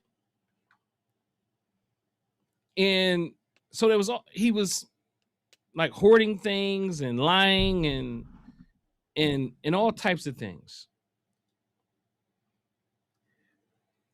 So what happened was, I was working with this young man. And one of the rules I have is this: if you're going to bring your children to me for therapy, I'm going to need you to participate at least once a month. So when the father came, sadly, the father was also somewhat of a therapist. I don't know how much of a therapist, to be honest with you, because some things just seemed a bit weird. And after he and I spoke about some things, like his practices and how he, like, I don't know, it doesn't seem like therapy to me. I think he had like a limit on 5 sessions. And typically when you go to therapy, 5 sessions is just just getting information to create the treatment plan and then carry out therapy. But so when he came to the session, I saw him like really disturbed by this child. I saw him not only disturbed by this child, I saw him reacting to this child. I saw him reacting to this child who he said was acting out. So when the child would do something he didn't like, he would then taunt the child right there before me. And I'm just sitting back and he's taunting the child. This is a therapist. And the other parent was a professional. Hold up, you said he was taunting the child? Taunting the child, like looking at him certain ways, like if the child did something, he did it back. He was like kind of like very like, he was like aggressive in a sense, but it was like teasing him type of thing. Now this child who's gone through what is it called? He was adopted. Okay. Now the household as a whole was a better place for the child than where he had come from. And they really care for these children really well. But his own parenting skills were horrible. So what I noticed is this taunting and this picking back with him. If the child did something, he would pick with the child. So then I'm just sitting there and I'm looking and I'm like, okay, let me just look. And sometimes as a therapist, you're sitting there like, what the hell do I do with this? like, what do I do with this? And I'm a pretty direct person, but I do think, and I'm like, okay, what am I going to do? So at some point I said, why are you doing that? I just asked him, why are you doing that? And he looked at me. He was like, I don't know. He was like, I don't know. Wow. And so the thing was, and then I started talking to him and letting him unpack and all these type of things. And the child was really misbehaving before they brought him to me. But then I said, look, he and I had to have a separate conversation. So what I'm saying is I'm very careful on how I address parents in front of their children. So that's where I had to kind of like think about how do I address this?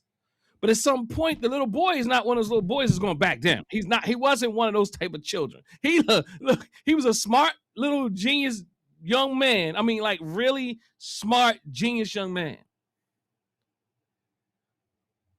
And he irritated the soul of his adopted father.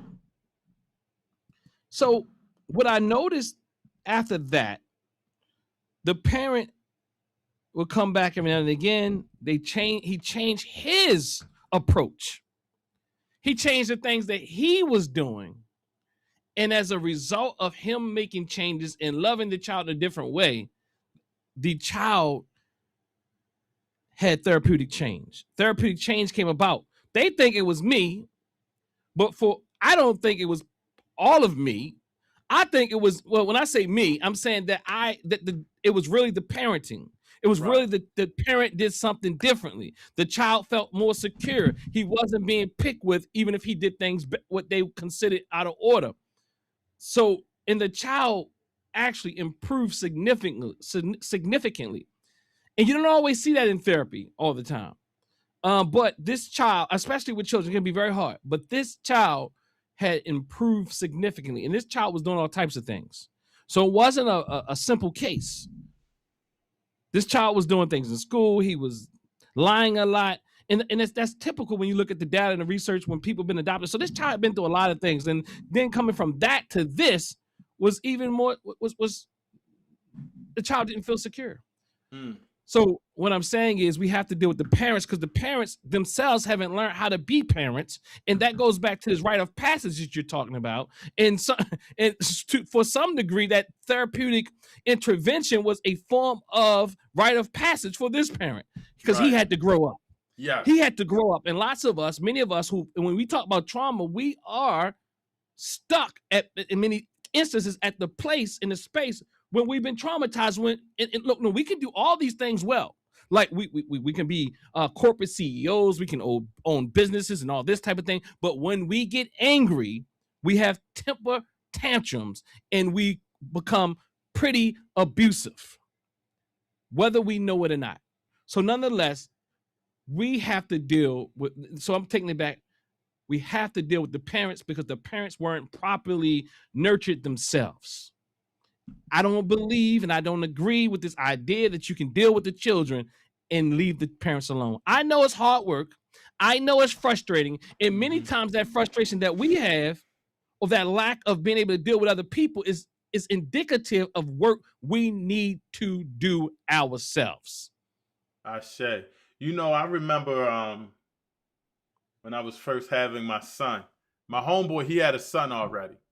And one day I was picking him up, good brother named Mark. Hope he's listening.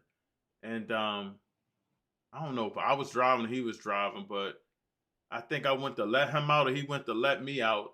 And he said, yo, I know you're worried about having a child. It's my guy. He knows I want to be the best parent. I don't want to be a deadbeat dad. And he just sat me down and he was like, a lot of these things are come and just flowing and things of that nature. And I always remember that because he gave me, it maybe been small things, but for me, that was a little rite of passage to just saying, okay, maybe if I can move in a certain amount of ways of being a parent, that'll be okay. But you're right. I mean, for a parent that has no rites of passage of becoming an adult or even to become a parent, they're going to make a lot of mistakes. And parenting, we all make mistakes, but the culmination of those mistakes can be crucial in the raising our youth, or male or female. So I always thank them for that. But a lot of us can't take advice from our people because they're in that trauma stage of being a parent. And I think we all need to have to start developing these rites of passage. And it could be in different forms, like for a basketball program, it's how they move through the stages and we give them levels to grow, and how we talk about academics. We tell, for those that don't know, I deal with helping kids get in to college for basketball scholarships where they can actually get paid and Mm-hmm. things. A free education, Mm-hmm. everybody's full, but we tell them, when are you going to start focusing on your child's education? For this. And they're like, oh, I guess Yeah. around before he gets to high school. And I'm like, your college recruiting process starts in kindergarten or pre-K. That's when you Mm-hmm. start, because everybody's not going to the NBA. You may break your leg. Mm-hmm. Things can happen. And if you aren't that good, you're going to really have to, even if you can get a scholarship, you're going to have to get grades. So it's not always about the basketball. And we start telling them at an early age, kindergarten, we get them in like kindergarten, first, second grade. How are your grades? Yeah. Focus on your grades. Do this, do that. And so that's a way to have the parents understand, like, Dad, coach, I never thought about it that way. You get a kid in the second grade and he's thinking, I'm only 7, 8 years old. You gotta let them know in about seven basketball season you're about to graduate. It's that fast, So, just those little things that we try to do to encourage the parents about education and try to help the kid grow up into these stages. But again, we're basketball coaches. We can't do that much. School teachers, they can't do that much. But I think a combination of the culture, when we talked about, I'm glad you highlighted that, is a lot of the things we do, they have to be incorporated, in our school system, which is going to be hard to do for us to learn these things when we're at home in the recreation center to reinforce those things. I guess whatever spirituality you have, to have that enforced into those things, so that it becomes a complete culture to raising our men. Because the Jews, like I said, the Jewish community, they locked in on the bar mitzvah and making sure that their young men are highly ready to be men at 14, so they believe. And other cultures may have this as well. But the crazy part is, this is something in our culture that we don't even know about. And so it's something that we definitely need to be brought back. So I was glad you could elaborate on that, especially dealing with the parents. Man, that is so tough. And you'll be surprised, not that how many times a parent are coming to us as coaches and they need help. Like, man, coach, I can't, male and female. Or parent together, like, we having problems with them, coach. We want them to be a part of the team, but we having problems. And so then I have to say, it could be a psychological thing with the child. You start becoming a psychologist and sociologist as a coach. And then we start saying, you might have to go and talk to a Dr. Dog. You may have to go and we refer them to help them deal with some things. So, it's a whole lot of trauma in our community. And we have to be patient with our parents. Like you said, we have to be mindful of our parents. We have to be stern with our parents and strong, but we also have to start having things in place for these parents that have come up with trauma to assist them. I hope that makes sense. No, it actually makes a lot of sense, and I appreciate your presentation, your approach to presenting as well, because you always check back in. You're very mindful and respectful, even during your presentation earlier. Like, you got some skills. So nonetheless, funny. Funny. But it does make sense, and I think that to take it even further, I think we have to be very in these spaces that we find ourselves as people who espouse nationalist, Pan-Africanist, African-centered, and the like type of values, that we have to be sure that we tighten up in our own network and we begin to utilize our own network. Like, there's brothers and sisters that always like send me clients within the community, because it's one thing to know like if I, so for example, like I do therapy, right? So if someone needs some clinical therapy, they will send their people here first, because they understand that there's also this political positioning that is more consistent with African sovereignty, liberation, so on and so forth. The same thing when we educate our children, we can consider sending them to like some of the homeschool collectives, or sending them to like Watoto Development Center, or just like different spaces, like for example, when the market opens up here in Baltimore with the UNIA, that we definitely utilize this market, and not just for the prices or what have you, but also because it's a political project. Yes. And and it's not to say that we can always find enough therapists that have the certain political conscience, but I think we at least do our best in utilizing one another. Not to say that it's going to get us to that alone is going to liberate us, but we do have to tighten up and practice this, engaging one another, even if we don't totally agree with everything, but we agree enough to know that these people, like there's people out in the community I don't agree with about in every political point. But one thing I can tell you about people in the community, especially those who really study like African-centered thought, I can really, like, for the most part, tell you I can trust them. I'm talking about like I'm saying, even I'm talking about for the most part, I'm talking about those especially who are centered and those who really espouse African-centered values.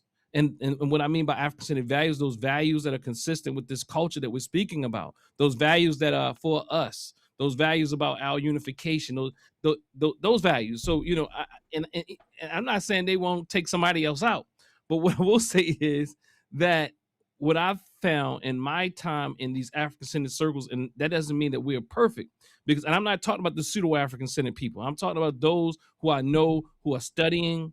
I'm talking about even those, we all got a lot of work to do, but there's still, to some degrees, there's levels and there's limits to things, 'cause we all works in progress.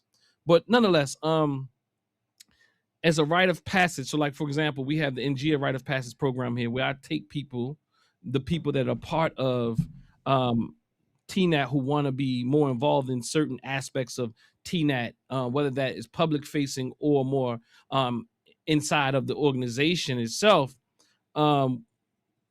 taking them through a process of how do we understand this phenomenon that we find ourselves under?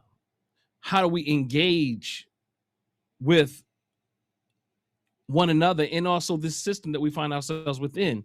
And how do we engage and intervene, and how your understanding dictates how you intervene. Again, if your education, if it's apolitical, anti-intellectual, and all the rest of the things that you spoke about, ahistorical, spiritual, what have you, we're going to have some problems. And I'm not saying everybody doesn't have to be like religious, like you said, but I'm saying that from an African center standpoint, especially that spirituality is in action. It's not just this metaphysical thing that's outside here. I'm not excluding out here, but what I'm saying is, from an African center standpoint, that which is out here, that which we theorize, is also to be practiced. So you can be gauged by the way that you engage your brothers and sisters, your family members, your cousins, your children, society, how you talk to one another, the grace that you give each other. But yeah, I mean, the work is on us. And that is what the rites of passage program that I have here takes adults through that. And then also they have to now come up with their own projects. Other people work with the children. So you have to be ready. You have to understand. You just can't, we have to, like you said, go through some political educational process, spiritual educational process, some educational process, a financial, whatever educational process. We just have to understand this phenomenon, what we are really up against. Man, I appreciate you, Doc, for chiming in. As always, you're powerful. But before you go, because a lot of people hopefully are watching on the UNIA.com or the UNIA Rock YouTube channel. So they're probably not able to comment or anything. But just tell people a little bit about TNAT, because the Friday of the convention, we there. We're gonna be packed too, Doc. So we're gonna have to figure that out. But and the day that you and I, the Friday, we're gonna have a panel discussion there, and I want you to host it if you can, or be on a panel, one of the two. But you got away. But just talk to people about TNAT and a little bit more about what you're doing in the community. So yeah, I appreciate that. TNAT, the Temple New African Thought, grassroots organization, actually grew out of the African Village and Cultural Center under Dr. Ray Hagan's. We evolved into TNAT. So independent, but also still African Village and Culture Center. They are brothers and sisters. We have been doing the work in the community under the African Village before since probably 2008. Study group, ministry type of thing, book club. We've done things from this holistic perspective where my father teaches Tai Chi, martial arts, all these things. We've been doing all these things for years, right? And the goal was to bring holistic healing, not pseudo healing, but holistic meaning healing that where we engage the mind, the body, the physical, right? And also that what many of us have identified as spiritual or spirit or whatever, right? Cultural even. Because I think from an African Center standpoint, culture is not void of what we call spirit. It's a part of it. It's at the core of it. It's pervasive. So mind, body, spirit. So we offer on the top floor, somebody said, we deal with the mind. I think my father says it. But we deal with the mind everywhere. But specifically upstairs, we have men's group. We have a women's group about to start back up pretty soon. Make sure any sisters that want to get involved with that, please check the sister out. Check out our Instagram page, Temple TNAT Holistic Wellness Center. We have men's group every week, brothers helping brothers. We do individual counseling. We do family counseling. We do group counseling. We do consultation, just different type of things in that domain. Actually, Dr. Henry Gregory and my father do a group once a month up here as well, as a men's group as well. So the elders are actually doing a men's group at least once a month. I think they're going to actually think about doing that more frequent. At least my father is. On the main level, which is you can call it the second level, I guess you can call it, or however we look at it. The main level, first level. That level, we have a cafe, we have a niche book selection around African Center and political ideas and all that type of thing. We sell herbs and teas, and we have all types of accoutrements, incense and lotions and oils, and we have African art and African Black art. We have if you want to volunteer, please come on out. We any volunteers, if people want to volunteer, we have the cafe where you can come and do things. It's also serves as an event space where we have it really, I would say it's really done well. It's part of my brainchild as far as we have TVs there where you can do your presentations on and all types of things. A beautiful space. People come in and they say they feel healed coming through the door. So then on that same floor, my wife, she has a restaurant where I'm putting my wife is leading in that way.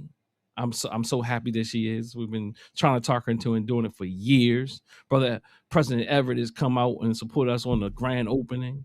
So my UNIA family and many other Pan-African brothers and sisters and around the community and those who don't identify but just love Black people came and supported us. But definitely the UNIA, PLM, and so many other organizations have come out and support us and continue to support us. Continue to support us. And we continue to give back and support them. Brother Tony was holding an event here. Sergeant of Arms, I believe it is, in Baltimore chapter of UNIA. My dear brother, love the brother. We then on the bottom, Culture. Tony Culture, yeah, that's my main man. So the restaurant has some of the best food you want to take. I say it's authentically both Jamaican and also African American soul. Because my wife has been here since she was 16, and we've been together since. No, she's been here since she was 15, I think, and we've been together since we were 16. So she's grown up in her family and my family. So there's nothing inauthentic about the American soul or the Jamaican and Caribbean. So it's top tier. Either way, you can't lose. Then on the lower level, my father, who spearheads he has a dojo down there. I can't think of the Chinese version of dojo, but nonetheless, Akuma, I can't think about it. But so nonetheless, he does martial arts, various forms, and also an African-centered form of martial arts, mixed martial arts, where they teach, but they also teach Shorin-ryu karate. They also teach Tai Chi. They also teach like meditation, do meditation and different things like that. So yeah, we do a lot in this particular facility. I know I'm leaving out a lot. Well, I'm just saying again, it's a space that I brainchild in a sense with the community that I've been involved with, the Temple of New African Thought, which evolved out of African Village and Culture Center, to be a space that we can have a space where we can find refuge, a place that we can heal, a place where we can chit chat, where we can be our authentic selves. And real quick, Doc, I'm sorry to ask you all these questions, but you've been flowing very powerful tonight. For people that may want to reach out to you for some help with their children, and like you said, you do adults that may need some sort of counseling, just talk about your background and how you could help them, or even if you can't, direct them to somebody. Because when we talk about trauma, you're leading that way in Baltimore with a lot of the things you're doing. Yeah, I like to think we're going to internationally leading. Let them hang, brother. Let them hang. Yeah, look, I'm part of the UNA. We can't keep it in Baltimore if I'm a member of the UNA. That's right. We global with it. We global, right? We global with it. What they say no more.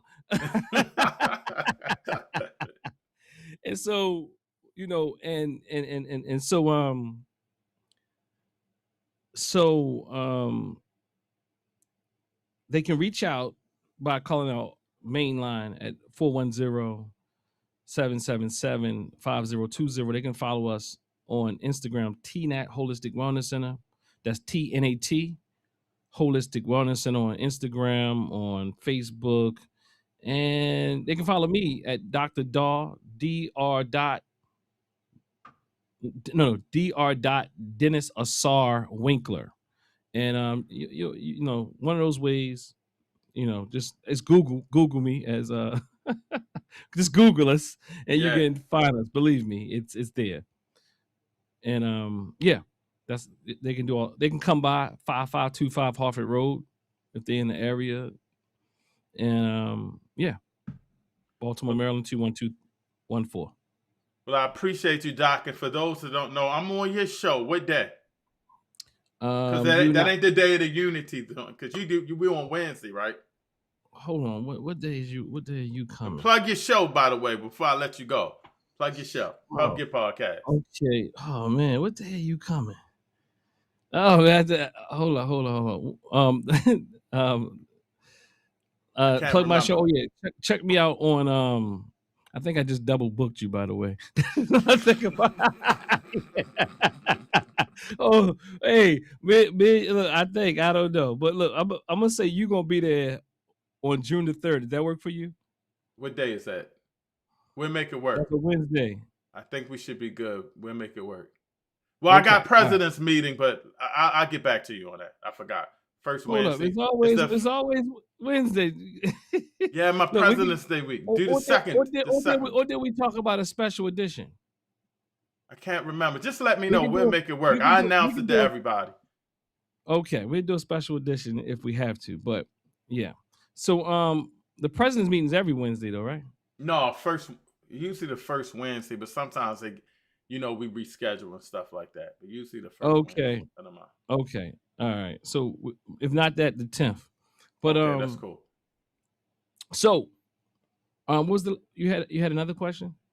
I think you covered it just in general. If anybody needed any counseling or advice, how could they, would you how would you Tai go about that? Any of that type of thing, just call our main number for ease. That's 410-777-5020. My man. All right, Dr. Daw. I appreciate you, Dr. Dennis Asar Appreciate it, Winkler. brother. Yeah, look, Yeah. keep it coming, man. This is. I appreciate try, this brother. out. This, I don't know, 5 hours. I appreciate it. You know, they be messing with me like, hey, long show. Well, you don't have to look at the long show. Yeah, we're gonna But break you it know, up. We're gonna clip that we'll thing. break it up. Yeah. But for those who love it, they love it. That's right. All right, peace and blessings, family. I see, right, and I race see the first. people been staying on. I don't know where they at, but they've Yeah. been staying on. So I we appreciate that. Yeah, you can't see the ones on TikTok and stuff, but they I might have fell off at the. They was high for a minute, but they might have fell off when I logged off.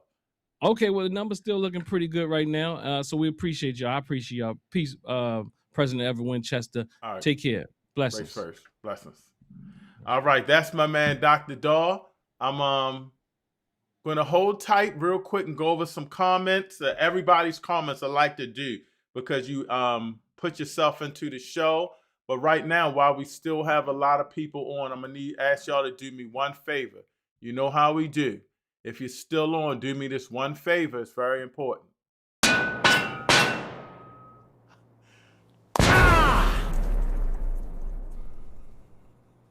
Smash it now! Please hit the like button. The like button and your conversations help get the algorithms out so people can get the information. And I thought we had a powerful show tonight. I hope you guys like the PowerPoint. It is not too late to call on. I'm going to play one more commercial. So if you want to come on in, I'll drop the link. And if not, I'll go over the comments. So I'm going to play one more commercial. And then I'll go over the comments and then I'll close out. And so please, again, hit the like button, hit the share. I put the it's in the chat. If you still want to be a part of the conversation, we got a little time left. I can hang for a minute. If you're on UNIA Rock Media, and you would like to be a part of the conversation, text me now, 443-466-0433. 443-466-0433. One more time, 443-466-0433. And if you can see that, that would be the link.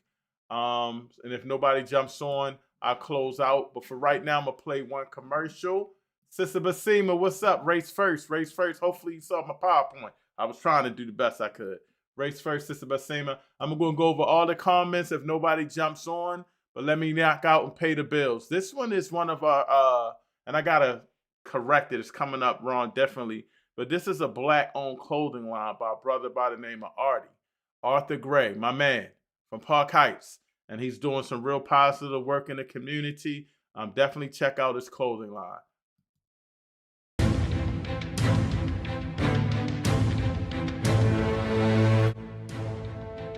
It starts the moment we open our eyes.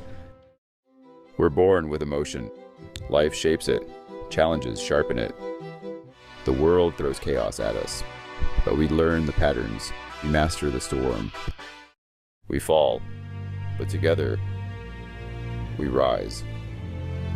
This isn't just fashion. It's armor. It's proof you've earned every piece of who you are.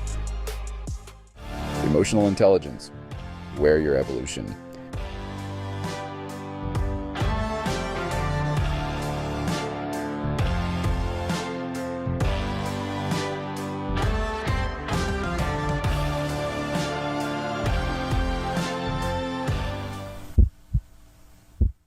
Oh, let it go too early. Emotional intelligence, Black-owned, conscious clothing line. We got to do a little bit more of that. And for those that like the videos, if you're a Black-owned business and you're in need of your own marketing or something, the AI videos are cool. They're real entertaining. And this is about our company.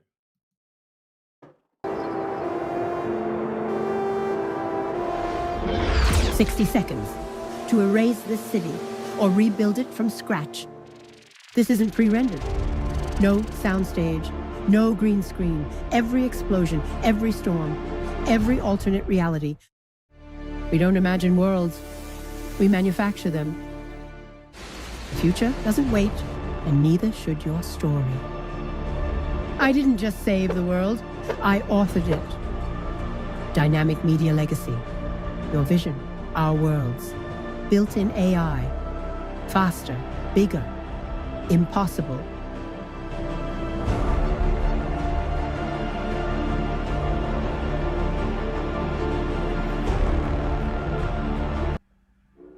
You think viral videos take days? Pixel's here to prove otherwise. No time. Everyone's watching. Your story has to pop. Every click counts. Every second spark a share. Boom! 100,000 views before lunch. But what if it still gets lost online? Not with Dynamic Media Legacy. Start your viral video now.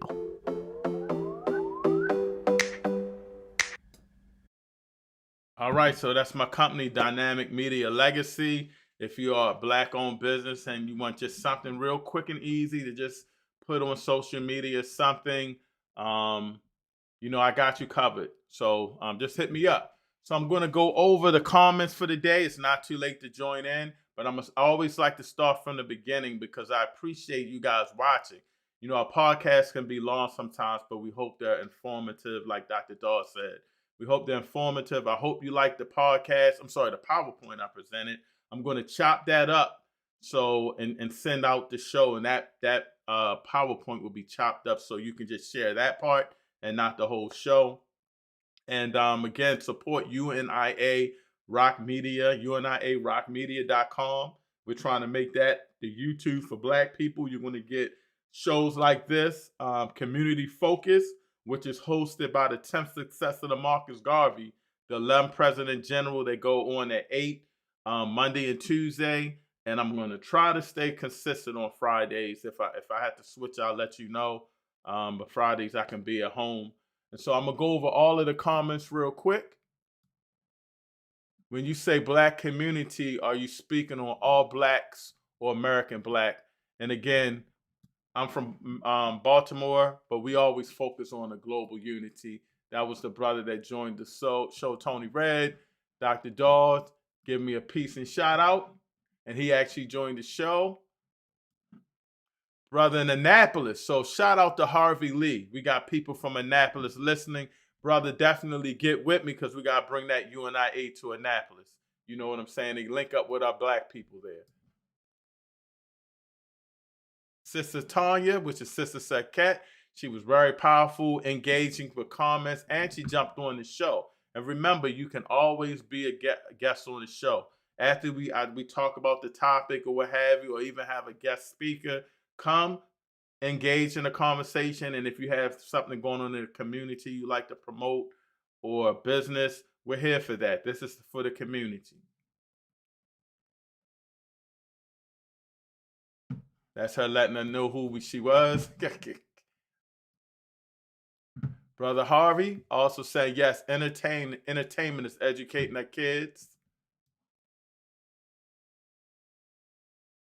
Baba Khalil was on. Baba Khalil, our UNIA member. Shout out Baba Khalil. I got your UNIA hoodie. And I know we still got some chilled nights, and it looks nice.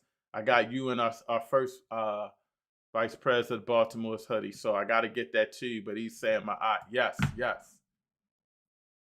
And some of these you saw, but I want to make sure we go over them all. Dr. Dahl, who joined, was saying you're a professional, even if you're not a professor. Teach, sir. I appreciate you. You know I take that from high regard when it comes from you, my good brother. This is the brother again that called. Is there a link to join? Tony Red, he definitely joined. Our second vice pres, Brother Dwayne Rossfire. Blessings, race first. All the time, race first. We have to put our community, our race first. That's the only way we can start building and getting together. Let's see here. And this is from my brother from the Art Social Club. They were listening in. Next time, man, if y'all need to call up too, so you can be on that big screen down at the Art Social Club. I love all of y'all. I need my jacket. And this was Brother Charles wanting the link, and Brother Charles started talking about skills. And I'm going to get him back on because he has a powerful, powerful presentation about skills, and he breaks down tags. So stay tuned for that. That's coming soon.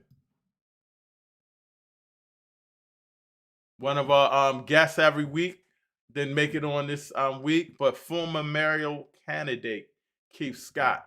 Where's the money coming from? Communities cannot afford to send their children to better schools. Yes. So we got to fix the ones that we have, and we got to put some pressure on the politicians. Maybe you can come in and talk about that next time, Brother Keith. And Brother Keith said he was listening, going through. Brother Ori Shabazz, always a guest on the show, said, excellent ad. Thank you, Brother Ori. You know, we trying to grind out. And again, if you guys need some ads for your business, hit me up. Nakia, my wife, says she loved the ads. I got to do some new ads, but I'm going to rock these out for a minute. But I got some new ones coming. Just give me some time.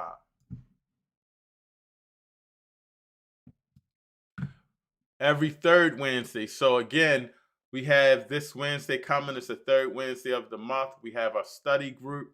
I think it's going to be powerful, and it's via Zoom. So definitely hit me up, Facebook, YouTube, or what have you. It's for everybody. We like to educate and use these moments not only to promote the UNIA, but to promote some good education. So all for my UNIA family as well. Y'all welcome to join, even if you're in another division. Every third Wednesday via Zoom. Hit me up. Sorry, Sister Brenda, hit the Secretary General up and see, get you my information. Much love to everyone. Yes, we had a great conversation. There was a lot of love on the channel. Sister Saket. Ancestral remembrance is culture as well. Yes, definitely.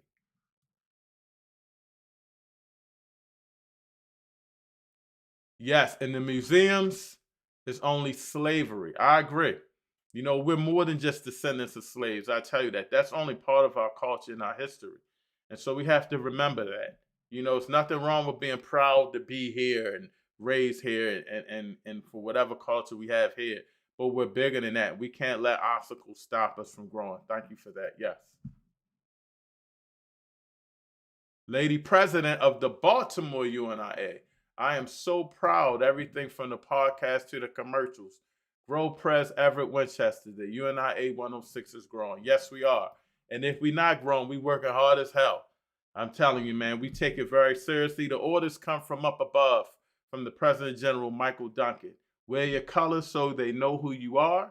Be a Garvey and not a blood-sucking parasite. Love Marcus Garvey and put the UNIA first. And more importantly, do the work of Marcus Garvey. Make sure we're out in the streets working. So we take pride in that. And this is just only one of the forms of how we do that in Baltimore.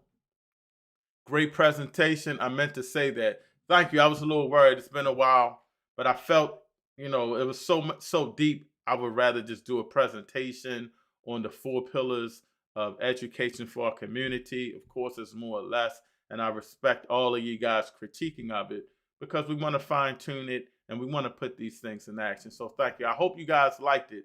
Definitely put in the chat or hit me up if you had some problems or issues with it or you liked it. You know, I'm one that you can critique. I don't take anything personal. That's great, brother. Thank you so much. Again, Lady Prez of the UNIA event, Mama Earth Williams. Prez, the commercials are amazing. I appreciate you guys' love for the commercials. We got to keep them going. I got to do some new ones as well for a couple of people and for the UNIA. And again, everything is not, I don't charge a lot at all, y'all. So don't think and look at that. I just want to just help people and put the information out there. All right.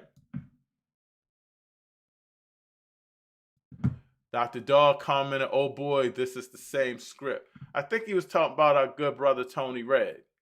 And Tony Red, you need to call Dr. Dog and have a discussion with him on this podcast. I told you to link up. We read this, 450,000 to 500 ended up in the U.S. That is around 4% of all Africans who survived to reach the Americas, which is why historians use about 4% rather than 2%. Thank you for that education, Doc. They don't want to out in our results. There's Native American, as that proves there's paperwork is forged. And Brother Tony Red, I know that you were listening. Brother, this is people comment. Don't take it personal. I don't think they was trying to make fun of you or anything. People are passionate about their thoughts and their opinions, brother. I want you to call back in on the next show, but I need you to speak about the topic at hand more so than not just going into that lineage stuff. So remember that, because I'm not on a debate thing about FBA and none of that. I stand on one thing, and that's global unity for Black people. All right, so think of that before you call, because that's what this channel is for, promoting that. Anything else is just a waste of our time. You know, we don't have time to be arguing and bickering about all that. We're trying to put in that work. Yes, Brother Kev, we got to stay on topic, like I was just saying. So when you do call in, make sure we on that topic of what it was tonight in the four pillars. Even white folk have trace amounts of African, but no FBA has pure native blood. I will put money on that. So yeah, it's not a disrespect to you, Brother Tony Red. The sister's coming powerful, and she's questioning you. So don't take it personal, brother. Don't take it personal. Damn, y'all was responding to the brother. Black migrants, whether from the U.S. South to the North or from the Caribbean and Africa to the yes, absolutely did go through Jim Crow style racism and were usually treated as black first. Ashe, no doubt. We got to remember those things. And I almost finished the comments. Thank you all again. And again, I read them throughout the show, but I like to go back and read them. You took the time to watch the show, and the comments are really cool. I like to show them it helps people engage in the show when they can't call in. They feel uncomfortable calling in. Get on the platform and put your comments in. And my brother Bamani put in the red, black, and green all the time. The most powerful flag, the most powerful colors for our people, unity. Dr. Dell, Dr. Dennis, I'm sorry, this is Tony Red responding to Dr. Dahl. Dr. Dennis, no, they were not. Okay. Brother Ori, the process is education. FBA dead wrong with new separatist chick ideology. ADOS, FBA, Black American, and Indigenous Indians, all three leaderships serve one purpose, further to divide us. And Brother Tony Red, I have to agree with that. I have to agree. I mean, it wasn't really about what you thought you were. You was kind of coming in, and then you go back, well, they don't this, and we don't that, and nobody respects us here. Nobody does that. Man, nobody got time for that negative stuff. We trying to build, good brother. We trying to build. Brother Harvey Lee from Indianapolis, I believe.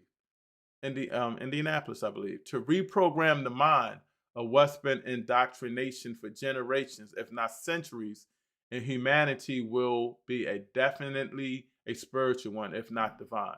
I agree. One of those pillars for spiritual education. Almost there.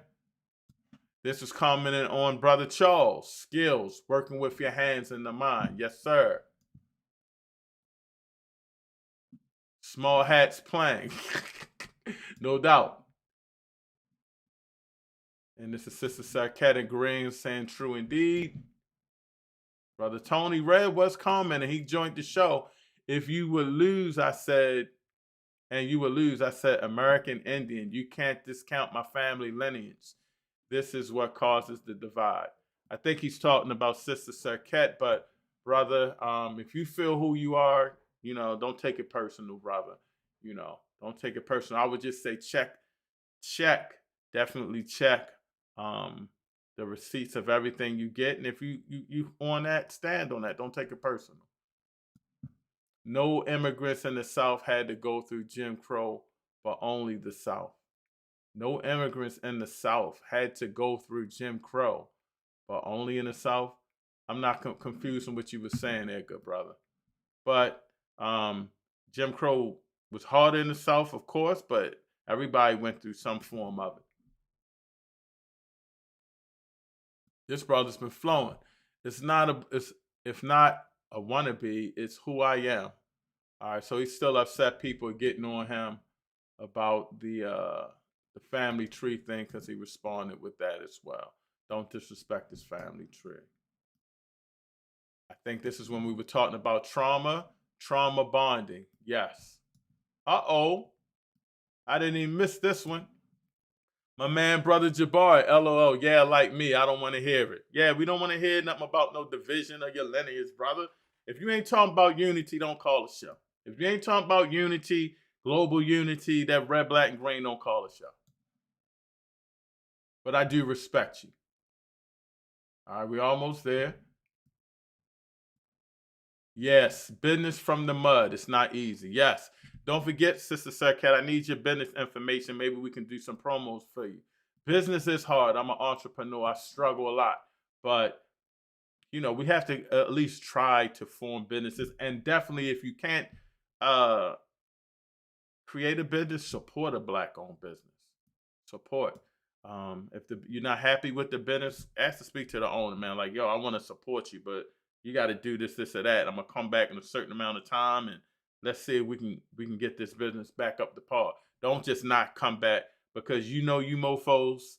You go to McDonald's messes your order up. Even Chick-fil-A, I know y'all love Chick-fil-A. They mess your order up, and you'll go right back. But if it's Black-owned, you'll give up on them. We can't do that. Sometimes no loans, just building from the ground up. That's right. That's right. And if you heard me say we're all many tribes to the brother, I got that from this good brother, the minister of protocol for the UNIA, Brother John L. Badakali. We are many tribes, put one family working together in a community for the community. We are the guardian and protector of our children, our history, our culture, our heritage, and our lives for one nation. And I got to get with you and Secretary General Baba Khalil, Baba El Badr, and UNIA Council Elder. So I keep forgetting to give you that information or give her your information. Almost finished, y'all. And thank you for hanging in there. The goalpost is constantly being the goalpost is constantly being moved on us. Yes. Baltimore has some real revolutionary spirit. We have real revolutionary spirit. We don't always get along because we're so passionate. I'm not going to say we don't get along. Seems like we don't get along because we're so passionate. But the love is there, and I love everybody that's doing work in the community. And yes, Baltimore's a great place, and that's why we got that UNIA convention. And we bring in the PG, the person Marcus Garvey's seat to Baltimore, and I can't wait. The Temple of New African Thought. Yes, that's Dr. Daw. TNAT, that's what we call it. And Brother Bumani, race first, back to you, good brother. Race first, back to you. And he said hotep to Dr. Daw. Almost finished. Sister Sarkat was agreeing with somebody. Hey, community, yes.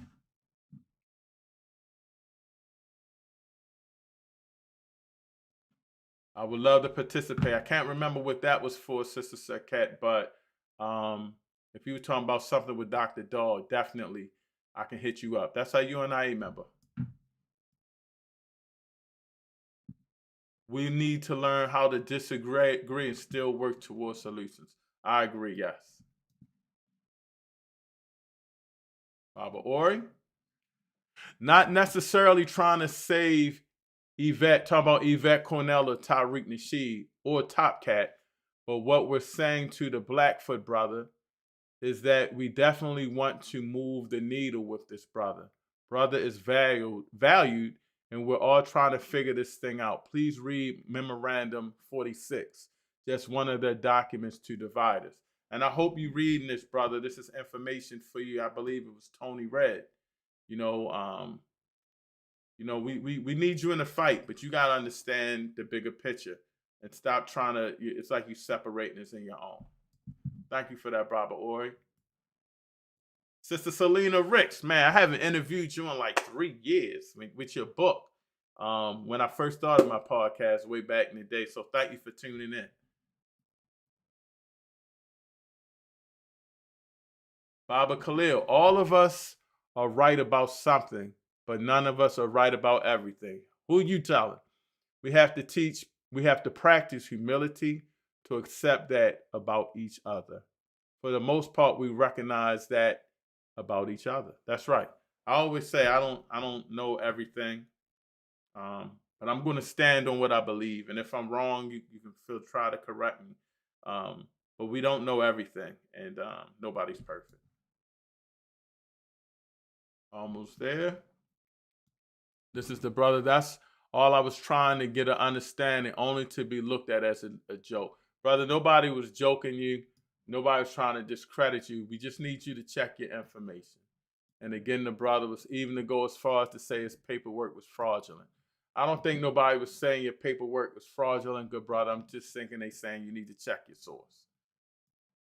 We leave our community to go to theirs to live better instead. I'm sorry, let me read that again. We leave our community to go to theirs to live better instead of supporting and building our own. Thank you, Sister Selena, and that is true. I always say people move up and then people move out.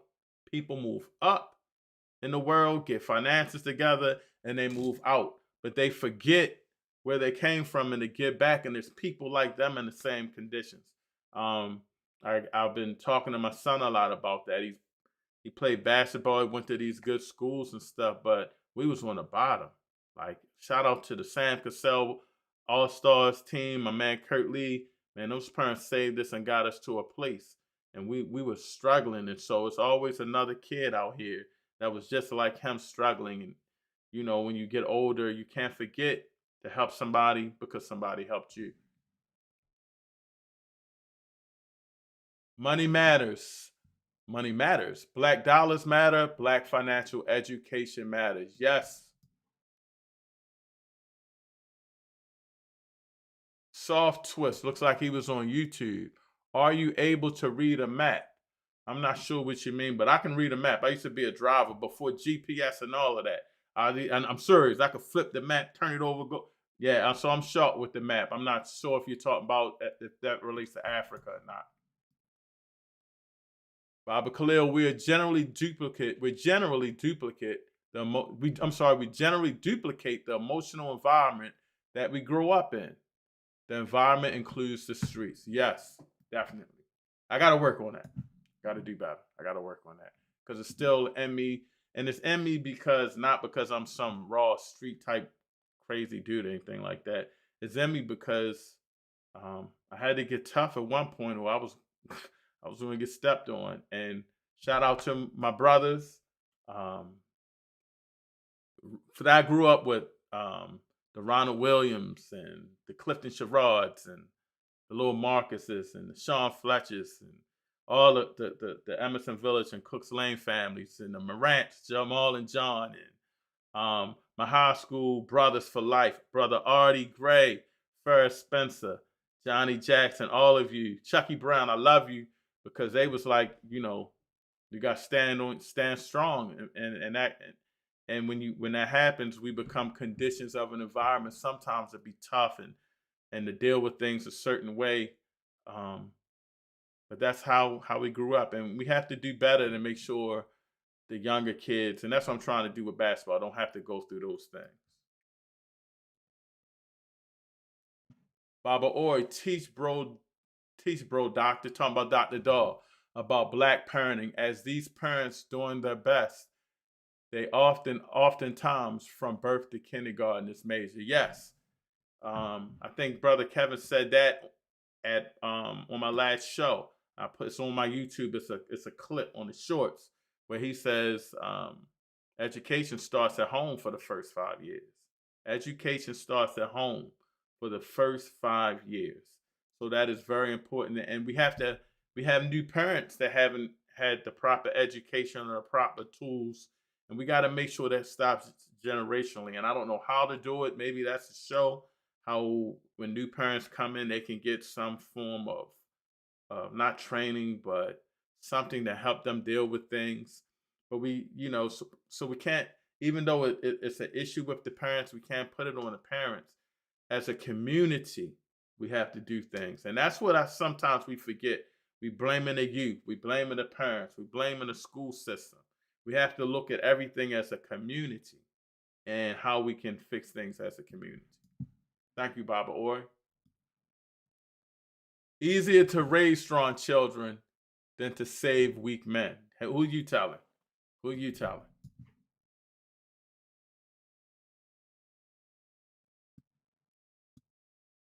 This brother's still talking about the map. I believe it's a brother, could be a sister, looks like. I'm sorry, my queen. I think you're talking about reading the map. I think I answered that. Yes, I can. Baba Khalil was agreeing and said, right. And again, thank you for your comments. I couldn't get to all of them, so I want to make sure I didn't miss anybody. And again, I love the comments. If you can't join the show, definitely if you're on Facebook, YouTube, and Instagram, and maybe X. I think I can get your comments through Twitter. But you pointed out to the parent that he needed to change. Yes, that was talking about Dr. Dahl talking to a parent. And he actually had to, work with the parent and help teach the parent how to move. So that was great. And Dr. Dahl commented, peace family to everybody that joined us tonight. Almost there. A lot of parents can't write and read themselves, so it's hard for them to educate their kids at home. That is true. That is true. So from that point, they depend on the school system. But culturally, we have to change that. If a parent can't read or write, that's a cultural thing. And of course, there's some cultures that people can't read or write, but for some reason, our culture, they slide through. So that's something that we gotta start focusing on with our kids. And I don't know if they still have this in place, but in Baltimore they had the No Child Left Behind. It was good because we were thinking our kids are going to be okay, they're going to graduate and with a degree, but the high school diploma, but that's valueless if you just letting people slide. We got to put these kids know all these game codes. Like Brother Kevin said, they know how to do all the plays. They are intelligent. And some of them may need help, but we got to make sure our educational system is providing that for them. Because that's sad when parents can't read or write and are trying to push things on their kids that they can't even do. Yes, Sister Selena. I'm not sure what you were saying, but same mindset. And it seems like Baba Khalil was saying I shade to agree with you. And again, this is our Minister Protocol. Heritage Gallery, UNIA International Museum and Archive Visual and Performing Arts, Wearable Art and Fashion with Lecture Series, Cultural Center in partnership with the Thurgood Marshall Center Trust, Banneker City, Washington, D.C. For those that don't know, our UNIA division, the true official, let me move this out the way, the true official original UNIA DC Division 330 has a lot of their meetings at the Thurgood Marshall Center in DC, the same building where Baba Anthony Browder has his office. And the last day of the convention, we're going to be going down to DC, and they'll be sponsoring they'll be taking care of everything that Sunday. So it's not just for people that are UNIA members. If you want to get on the bus, let us know. If you want to come down, we're going to have Albado's going to put a huge UNIA display out in the building. We're going to visit the Civil War Museum and some other stuff. And we're also going to, it's just a lot going on, but definitely check out our DC division if you're in that area. Wow, and I believe, I could be wrong, the longest female fourth Assistant President General. For those that don't know, the UNIA has the President General and then 4 others in ranking file. So Michael Duncan is our President General, and then we have 4.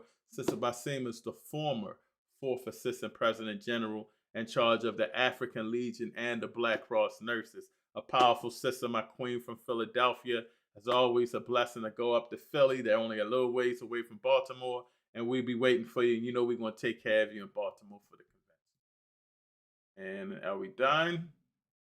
Dr. Dawes said, peace, Baba Cliff. I guess he's talking about Brother Cliff. Brother Cliff, we got to talk about that DJ equipment, but you know I love you. And the next show you got to be on, Brother Cliff. I'll let you know what the topic is, but a lot of people still pumped up and talking about your information from the last show. And again, Numa Alpha, which is Sister Basima, keep building.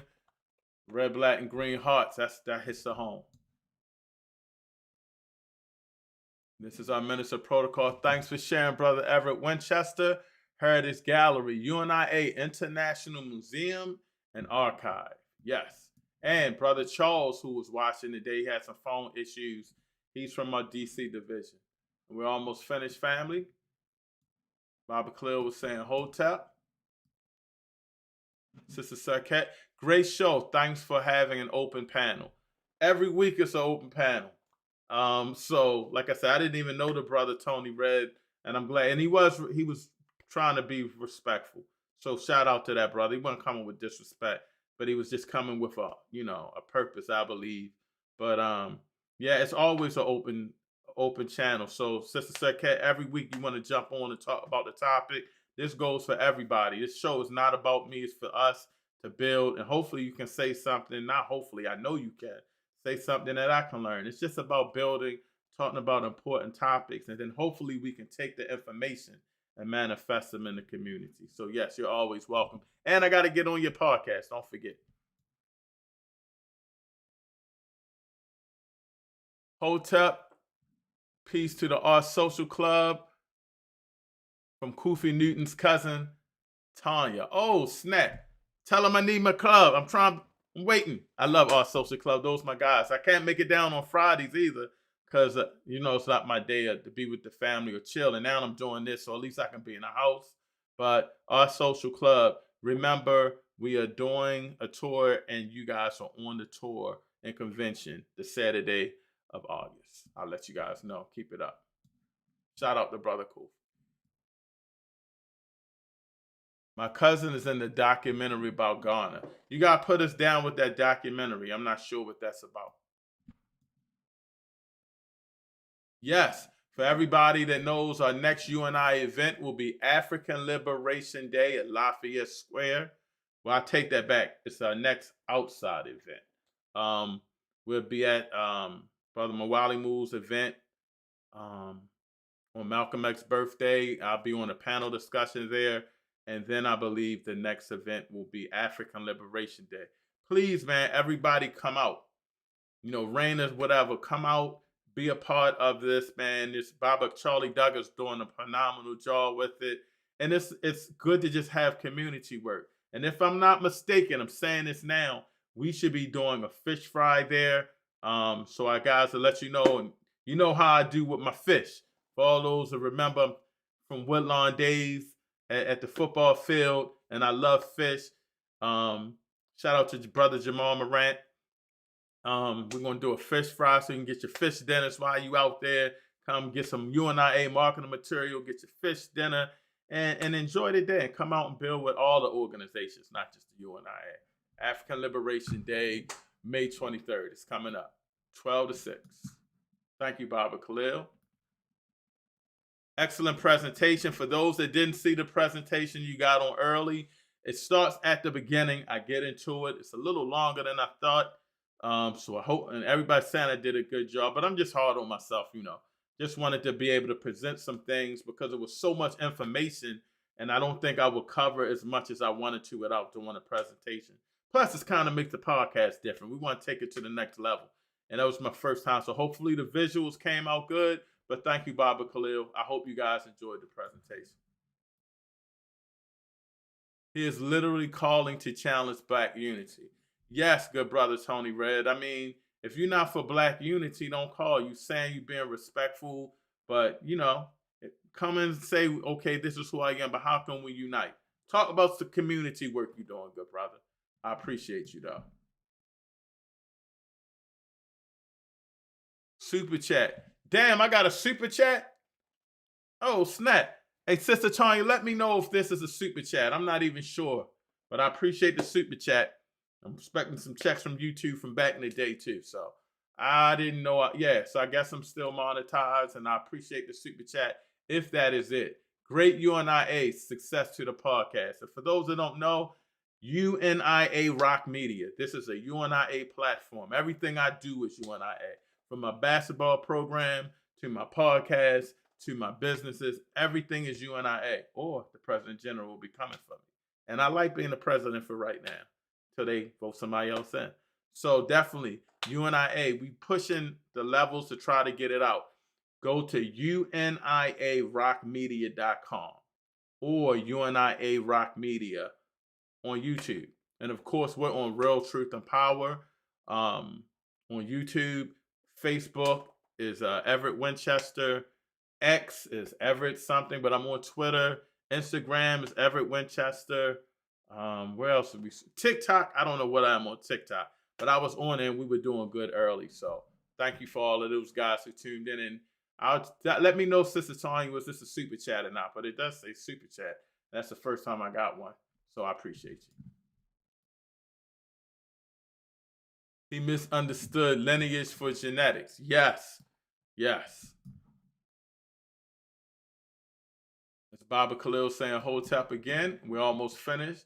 And Sister Selena, thank you. It's blessed. And you know you can always chime in and be a part of the show. I'll send you that link out. Thank you for tuning back in with me. And I've been following you on Facebook. So hopefully your books are doing well. So you know when you call in, we can re-energize that, talk about the topic, and then talk about the books you have. Shout out to Sister Selena. I believe her interview is one of my old interviews way back when I first started my podcast, like three years ago, and then I stopped. But definitely look for that. Brother Cliff, I came on late, but glad I was able to catch a lot of your discussion, President Everett. Brother Cliff, you running? Come on back, brother. You running next week. I need you on the show, brother. We got a lot to talk about. Shout out to my brother Cliff. And again, he has these great Pan-African town hall meetings about bringing the Pan-African organizations together and work together. And I'm sorry, Brother Cliff, I'm tired. I went blank on your organization, but I'll let you put that plug in. And Brother Cliff spoke about it on one of our I think it was the show that was recently, Look Under Live, when we were talking about Black organizations working together. No, I think it was Can We Govern Ourselves? I think that was the show, Can Black People Govern Themselves? So he definitely was powerful on that. Thank you, Brother Cliff. Excellent show, Brother Cliff. Thank you. I came in late but enjoyed what I did catch. You, your guests, and listeners, viewers bring a rich discussion when all are acknowledged. There will be different opinions, but as long as we are sincere and listen to catch each other, we all can move forward together. Yes, thank you, Brother Cliff. And that's the whole goal. And again, like I got caught up listening to Dr. Daw. Man, when you guys call, I'm learning more than anything. And my general, I don't call a lot of people my general, from Street Law Soldiers, my general, and it's blessed that he's the last comment put in fire. Tashaka saying, Kofa. And man, I got to get you linked up. Don't forget the convention. I know it's going to be a lot of days and you down DC. And definitely try to link up with our DC division. Oh, we'll be down there that day, Sunday, so you can link up. A shout out. As always, respect. People don't know, Brother Tashaka been telling me to start my podcast. And every time, he said, man, just make sure you're consistent. Because, it's hard for me to do this, family. It's hard for me to do this. So I think that's all the comments. Man, we had a lot. We had a lot going on today. I still see a few of y'all are on. So please, if you haven't done it, I got to ask all the time to do this for me.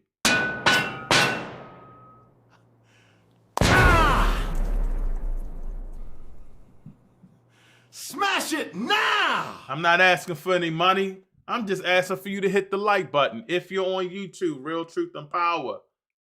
YouTube, Real Truth and Power, or YouTube, UNIA Rock Media. Come on, man. Show a brother some love and hit the subscribe now. Hit the subscribe now. So that gets you informed on whatever you guys doing. Thank you so much, family. What a powerful show today. Man, I appreciate all of you for tuning in.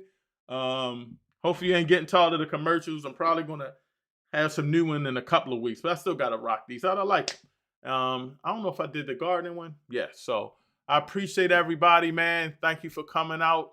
And again, this show is Real Truth and Power, where we provide health, wealth, and knowledge itself.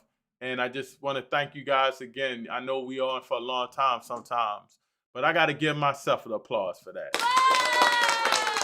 It's very hard to stay on this joint, but we know we're trying to build UNIA Rock Media, and I'm trying to get my platform back on. And the more help you guys give me engaged, and I help out, so thank you. So remember, Real Truth and Power, where we provide health, wealth, and knowledge itself. Let's talk about it.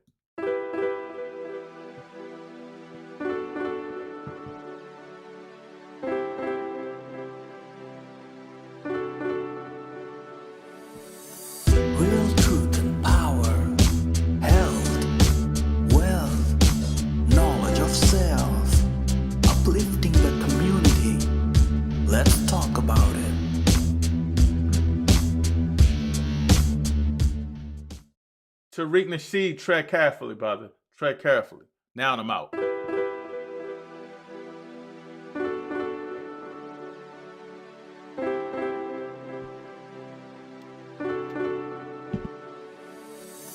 Real truth and power, health, wealth, knowledge of self, uplifting the community. Let's talk about it.